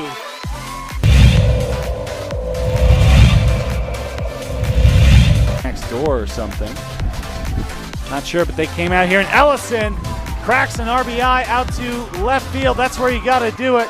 1 run, 2 run, and this game could very well be over. It's a play. So I know you've heard of the curse of the Bambino. I know that you've heard of it. Maybe you don't even know what it is, but what is it, and how did that happen? Right? What is the curse of the Bambino? And it was when the Red Sox, way back in the day, traded Babe Ruth to the Yankees, and they were cursed, and they didn't win again until the 2000s, right? And I don't know if you believe in curses, and I'm not even sure I do. I think I do. Do you believe in like curses in sports? And because I think the Clippers are cursed. I think the Chargers are cursed because until they move back to San Diego where they belong, they're not going to win. I watched the Cubs curse forever. I watched the Red Sox curse. It's hard to not believe in them. Yeah, no, I totally agree with that. There's just certain squads that have that dark cloud hanging over them, and it doesn't go away easily. All right. I believe, and I think this is becoming more and more common belief, that Shohei Ohtani is the best player since Babe Ruth and maybe the best player we've ever seen. Are we starting to get to the point where Shohei Ohtani is better than Barry Bonds, better than Ken Griffey Jr.? Are we getting to the point where this may be the best baseball player we've ever seen? I believe so. So how do you trade him? Right? You can't trade the best player ever. The Angels got him, and this is how how curses start, and Artie Moreno, the owner of the Angels, you can't trade the best player in baseball ever, right? Yeah, they say don't trade your Hall of Famers, and he's definitely one of them. All right, and Shohei's coming off the best month in baseball history. I mean, like what he did over 126 plate appearances last month. He batted .394, led the majors in on-base percentage and slugging percentage and OPS, and hit 15 home runs, led the majors, 29 RBI. Extra. I mean, just Shohei Ohtani is going to be a free agent. His contract's up. That means he can sign wherever Shohei Ohtani wants to sign. The Angels have not made the playoffs since Shohei Ohtani's been in the big leagues. Guys want to win. Guys want to win. Angels were in contention. Angels were having a nice season. They still are. They're not contending necessarily for the division, but they're contending for a wild card. The Angels are, I guess, 7 games back of the Rangers isn't out of it. They're in 3rd place. But in the wild card race, they're 4 games back of the final spot. Baltimore, Houston, New York, and Toronto all in front of them, and the Red Sox. Mike Trout's out. He had surgery on his hand yesterday. He's out for about 8 to 10 weeks. That's their other best player. That was the most recent best player in baseball. Trade deadline is July 31st. Is that right? I thought August 1st, but all right, right. It's the same day, right? July 31st, August 1st, right? It's 3.5 weeks away. If the Angels do not trade Shohei Ohtani and they lose him in free agency, they get like a compensatory draft pick. It'll be like number 70 in the baseball draft. So you lose the best player of the generation and maybe ever for a late round draft pick. Late round. It's 2nd round, 70th pick, whatever. If you trade him, you get a haul of young players, and maybe, you can get something for him. You call, any team that's in contention right now, any team will try to trade for Shohei Ohtani. Whether it's Tampa Bay or the Yankees or the Twins or the Dodgers or the Braves. When the bidding starts in the offseason, it's going to be break the bank money. Okay, the Yankees, the Dodgers, the Cubs, the Braves, all these big market, big money teams. And the Angels can do it. But what to believe that he's going to stay with the Angels after all these years, 4 or 5 years, whatever he's been in the big leagues, and they can't get to the playoffs. And they got Mike Trout there. The Dodgers seem to get what they want usually. The Yankees seem to get what they want usually. The Cubs have money. The Mets spend more money than anybody. I promise you the Mets and the Yankees will get into a bidding war. What's it, Mike Cohen, Steve Cohen? Steve Cohen owns the Mets. Steve, yep. He's got the biggest payroll in baseball. They're garbage. They're 6 games under 500, 18 games out of first place. Biggest payroll in baseball. So the question might not be how do you trade Shohei, but how do you not? Yeah, they're without any kind of guarantee for him coming back, and kind of looking at their schedule leading up to the deadline. They're hanging in there now, but they've got 3 against the Astros, followed by 3 against the Yankees. What if they go 1-5 and sort of fall off? I've got no sympathy for Artie Moreno. I don't care about the Angels. I really don't. No, I don't either. I love watching this guy play. I love watching Mike Trout play. But I feel bad for this. Is a tough spot. If you could go to him and say, hey, we're going to throw $1 zillion at you, like, will you resign now? I mean, you would think they were going to try something. But why would he do it? Right? There's nothing in it for him. Why? I mean, he's not going to. He's going to test the market and see what's out there. And the bidding war on this guy is going to be stupid. Yeah, because having the conversation about paying him as 2 players is crazy to begin with. Because he's such a dominant pitcher and hitter, it's just such a different transaction. Well, all right. So do the math. What's the Scherzer? What are these frontline big? I mean, they're making $30 million a year, right? These starting pitchers who pitch once every 5 games when they're not hurt. I think it was closer to $42 million. All right, and then throw in what's a guy worth that plays every day that's the best player in his position? Another 42. I'm trying to think of what Judge signed for. We're not talking about an $80 million a year player, are we? But are we talking about a $50 million a year baseball player? it seems fair considering what you're getting. Are we talking 10 years at $500 million? I mean, that's what Mahomes got. I mean, I always go back to this, and it's like, shut up, old man. But I remember when Dave Parker became the first $1 million a year player with the Reds, and you're like, holy smokes, $1 million a year to play baseball. Wow. Now you can't get a bullpen catcher for $1 million a year. No, right? It's crazy, right? What's the number?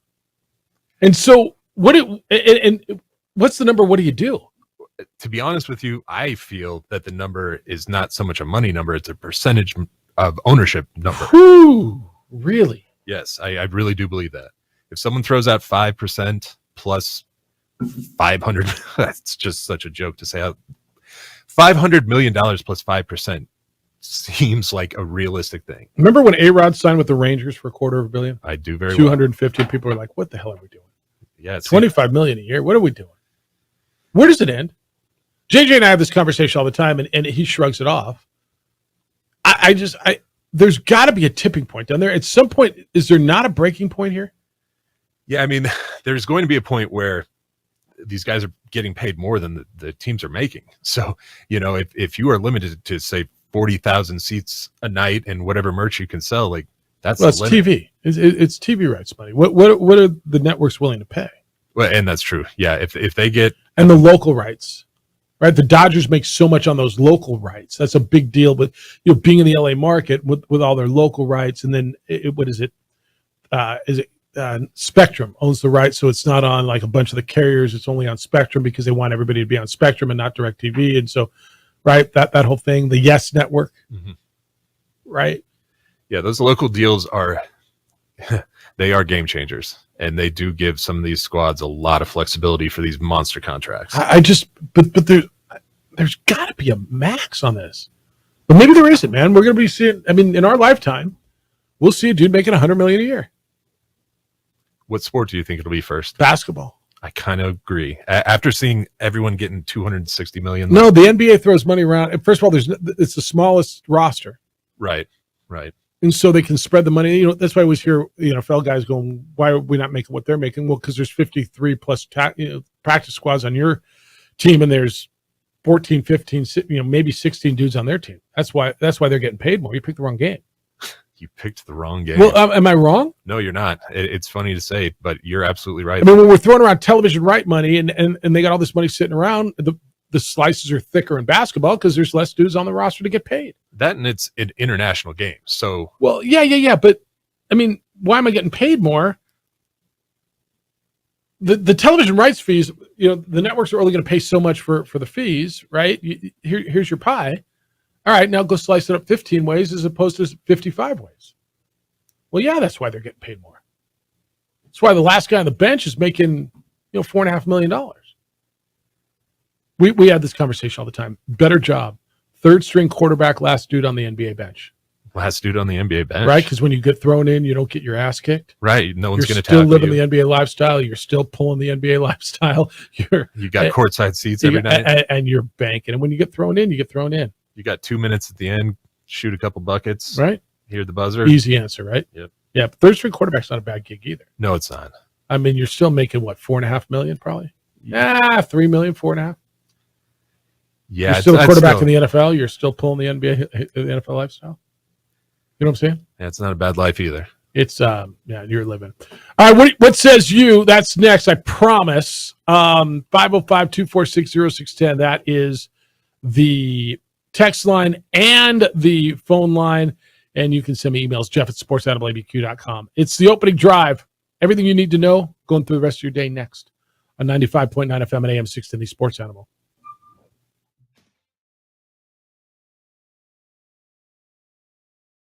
We would like to thank the following sponsors for making this broadcast possible.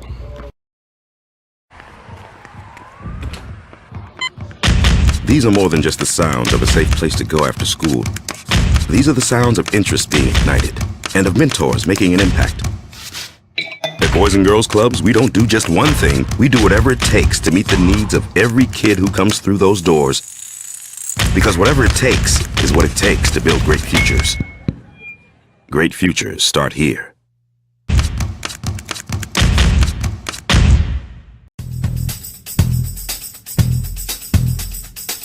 International Protective Services is a proud supporter of ProView Sports and New Mexico Youth Athletics. IPS provides residential and commercial security services in the Albuquerque metro area. For more info, please call 505-897-2420 or visit internationalprotectiveservice.com.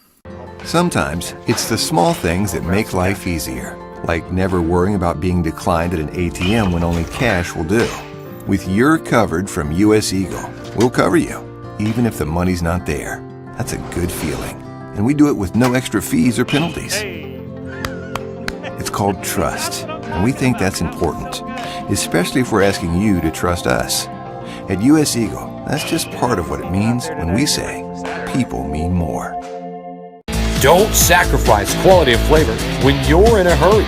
Golden Pride offers ribs, fried chicken, green and red chili breakfast burritos, and Frontier Cinnabons. 4 great locations, or visit us online at goldenpride@abq.com. Golden Pride Barbecue Chicken and Ribs, proud supporter of ProView Sports Network. Check it out.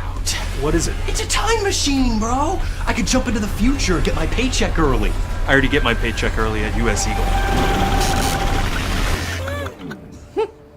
Get your paycheck up to 2 days early with US Eagle Early Payday. Now's a great time to have your checking with US Eagle. Time machine. Your girlfriend breaks up with you in 22 hours, 53 minutes. Wait, what? Seth? We fight the battles no one hears about. We drop into the middle of firefights to rescue others. And act as one-man air traffic control towers. We're the ones who go before all others.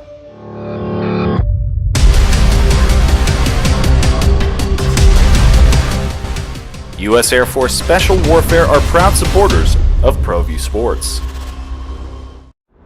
Hi everyone, my name is Master Sergeant Jacob Groves. I am a Air Force Special Warfare pararescueman.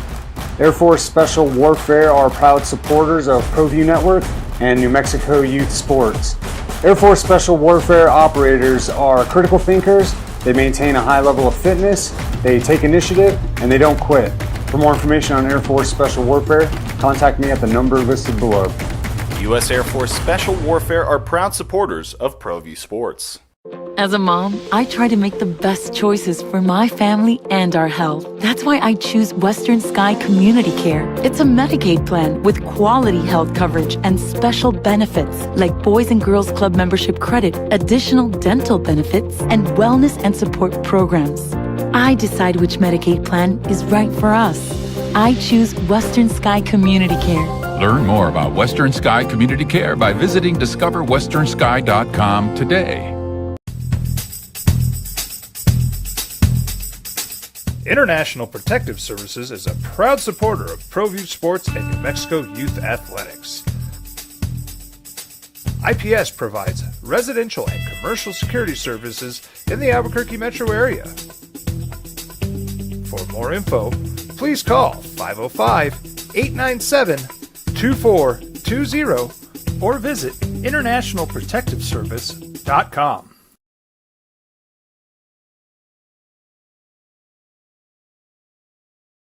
We would like to thank the following sponsors for making this broadcast possible. We fight the battles no one hears about. We drop into the middle of firefights to rescue others.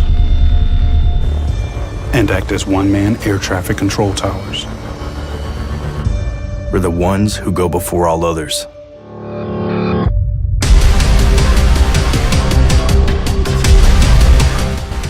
U.S. Air Force Special Warfare are proud supporters of ProView Sports.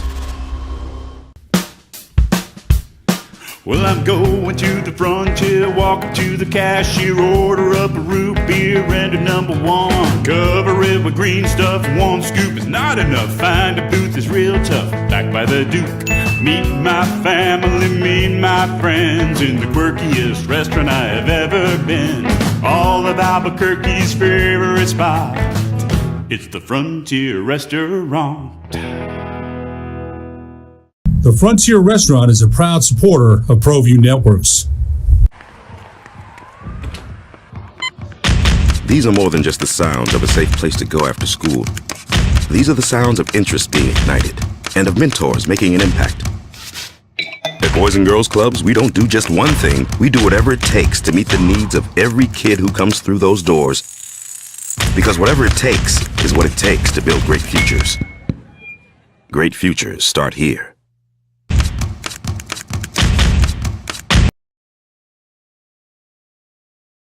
It's from Jack. They are now cashless, so you have to actually throw a credit card. But yes, yeah, you're really lucky.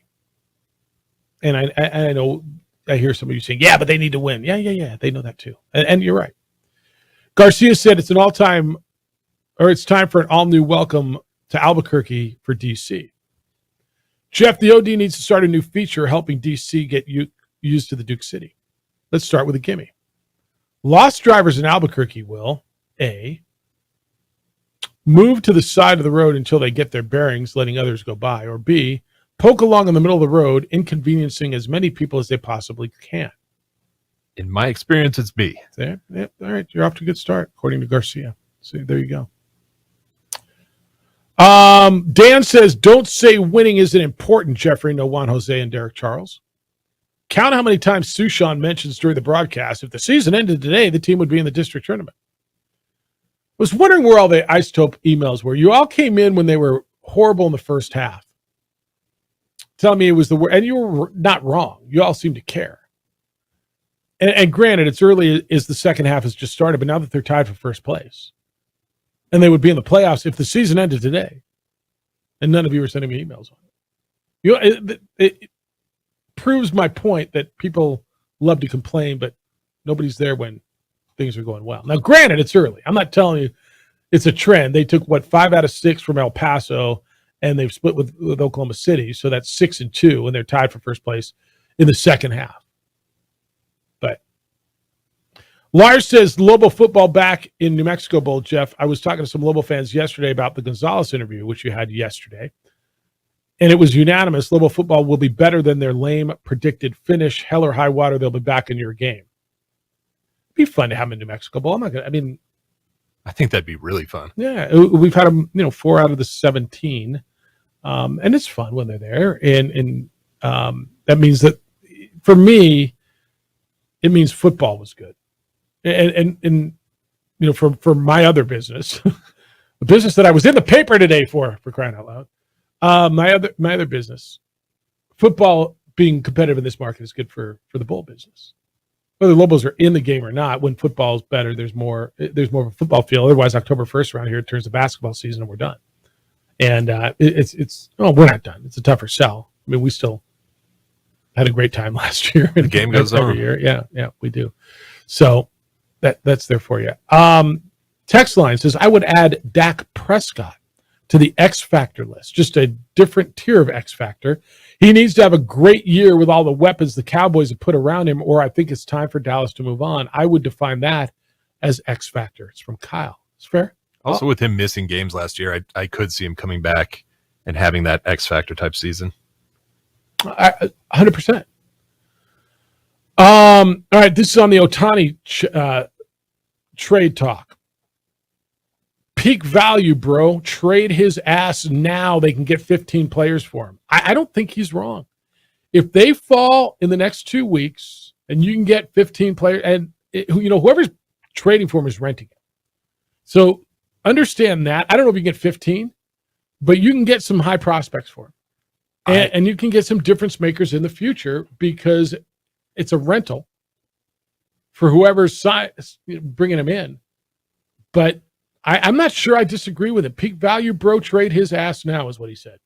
Yeah, no, I totally agree with that. I have heard that someone called, and this is one of those unnamed sources, but I've heard that someone's thrown out 10 prospects.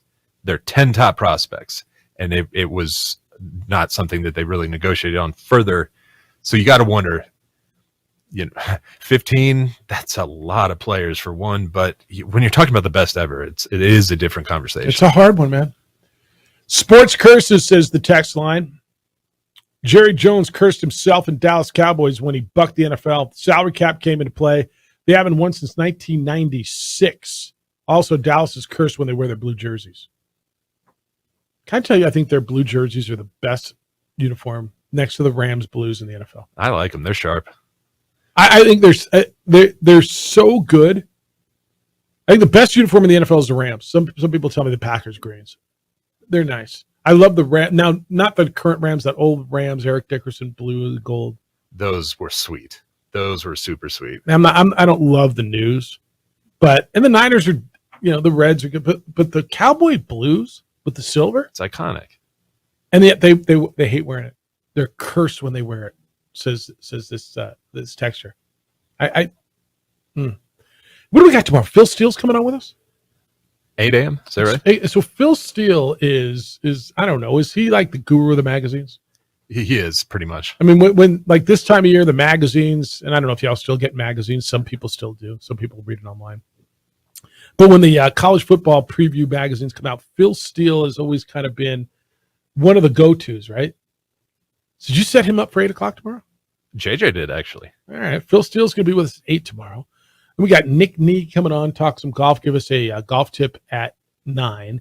And Van Tate, Channel 13, and Casa Fox's sports director, longtime sports director and many-time sportscaster of the year, over Channel 13 is going to be with us. We're going to catch up with Van, and I just want to just kind of get his thoughts on all the things that are going on locally and nationally. And I just enjoy, we had Jeff Grammer on Monday for about, 3 segments and getting his thoughts on some of the different things and guys who are in it so deep and been in it. I love the perspective of guys, not that, newer guys to the market I don't like, but you listen to some Gary Herron stories today and Jeff's stories on Monday, and I always enjoy getting some of the deep perspective on that. So that's what we're going to do tomorrow. Phil Steele, and there's a number of Lobos who have been honored in the Phil Steele magazine preseason all conference, and I know a lot of you feel that UNM and the UNM wasn't going to get ranked or I predicted higher. I mean, you're basing this on what you're basing it on, and that's, I get it. Predicted order of finish. Preseason doesn't mean postseason. So that's what tomorrow's going to look like, and I'm actually really looking forward to that. Today was fun, man. It's been, what a weird week this has been, huh? That Tuesday holiday, it's throwing me off. Yeah, yep. So tomorrow's Friday now? Yes. So we hoe tomorrow. You know what we haven't done, dude? And this is all on me. We're going to give away 1 pair of Isotopes tickets right now. And we'll have like 4 tomorrow. Caller number 5 right now at 505-246-0610. What do you know what day it is? Yeah, it's the 25th of July. It's right. against Sacramento. All right, we got tickets to give away to the Isotopes right now. 505-246-0610. Call and win those tickets. Thank you to Gary Herron, who's going to the Albuquerque Baseball Hall of Fame. He was with us this morning, as was former Lobo great, former NBA star Kenny Thomas. The coach of the TBT Enchantment, he was with us today as well. That's all available for you wherever you get your podcast. Jim Rome Show is next. The Herd with Colin Cowards after that. 2 Men On comes your way at 4. And then you get Isotopes at Oklahoma City. Adrian, great work on the TV side. DC, terrific work today, as always. Appreciate you. We're back tomorrow morning. Award-winning radio starts at 7 a.m. Look forward to speaking with you then. Be good to each other, please. Be kind, loving, caring, and sharing. We will smell you tomorrow.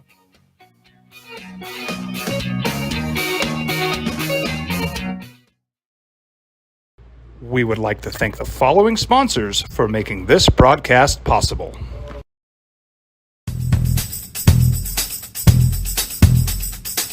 International Protective Services is a proud supporter of ProView Sports and New Mexico Youth Athletics. IPS provides residential and commercial security services in the Albuquerque metro area. For more info, please call 505-897-2420 or visit internationalprotectiveservice.com. We fight the battles no one hears about. We drop into the middle of firefights to rescue others. And act as one-man air traffic control towers.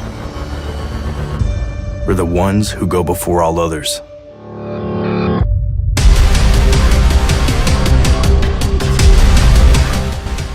U.S. Air Force Special Warfare are proud supporters of ProView Sports. Hi everyone, my name is Master Sergeant Jacob Groves. I am a Air Force Special Warfare pararescueman. Air Force Special Warfare are proud supporters of ProView Network and New Mexico Youth Sports. Air Force Special Warfare operators are critical thinkers. They maintain a high level of fitness, they take initiative, and they don't quit. For more information on Air Force Special Warfare, contact me at the number listed below. U.S. Air Force Special Warfare are proud supporters of ProView Sports. Check it out. What is it? It's a time machine, bro. I could jump into the future, get my paycheck early. I already get my paycheck early at US Eagle. Get your paycheck up to 2 days early with US Eagle Early Payday. Now's a great time to have your checking with US Eagle. Time machine. Your girlfriend breaks up with you in 22 hours, 53 minutes. Wait, what? Seth? Well, I'm going to the frontier, walk up to the cashier, order up a root beer and a number one. Cover it with green stuff, one scoop is not enough. Find a booth is real tough, back by the Duke. Meet my family, meet my friends in the quirkiest restaurant I have ever been. All of Albuquerque's favorite spot, it's the Frontier Restaurant. The Frontier Restaurant is a proud supporter of ProView Networks. These are more than just the sounds of a safe place to go after school. These are the sounds of interest being ignited and of mentors making an impact. At Boys and Girls Clubs, we don't do just one thing. We do whatever it takes to meet the needs of every kid who comes through those doors. Because whatever it takes is what it takes to build great futures. Great futures start here.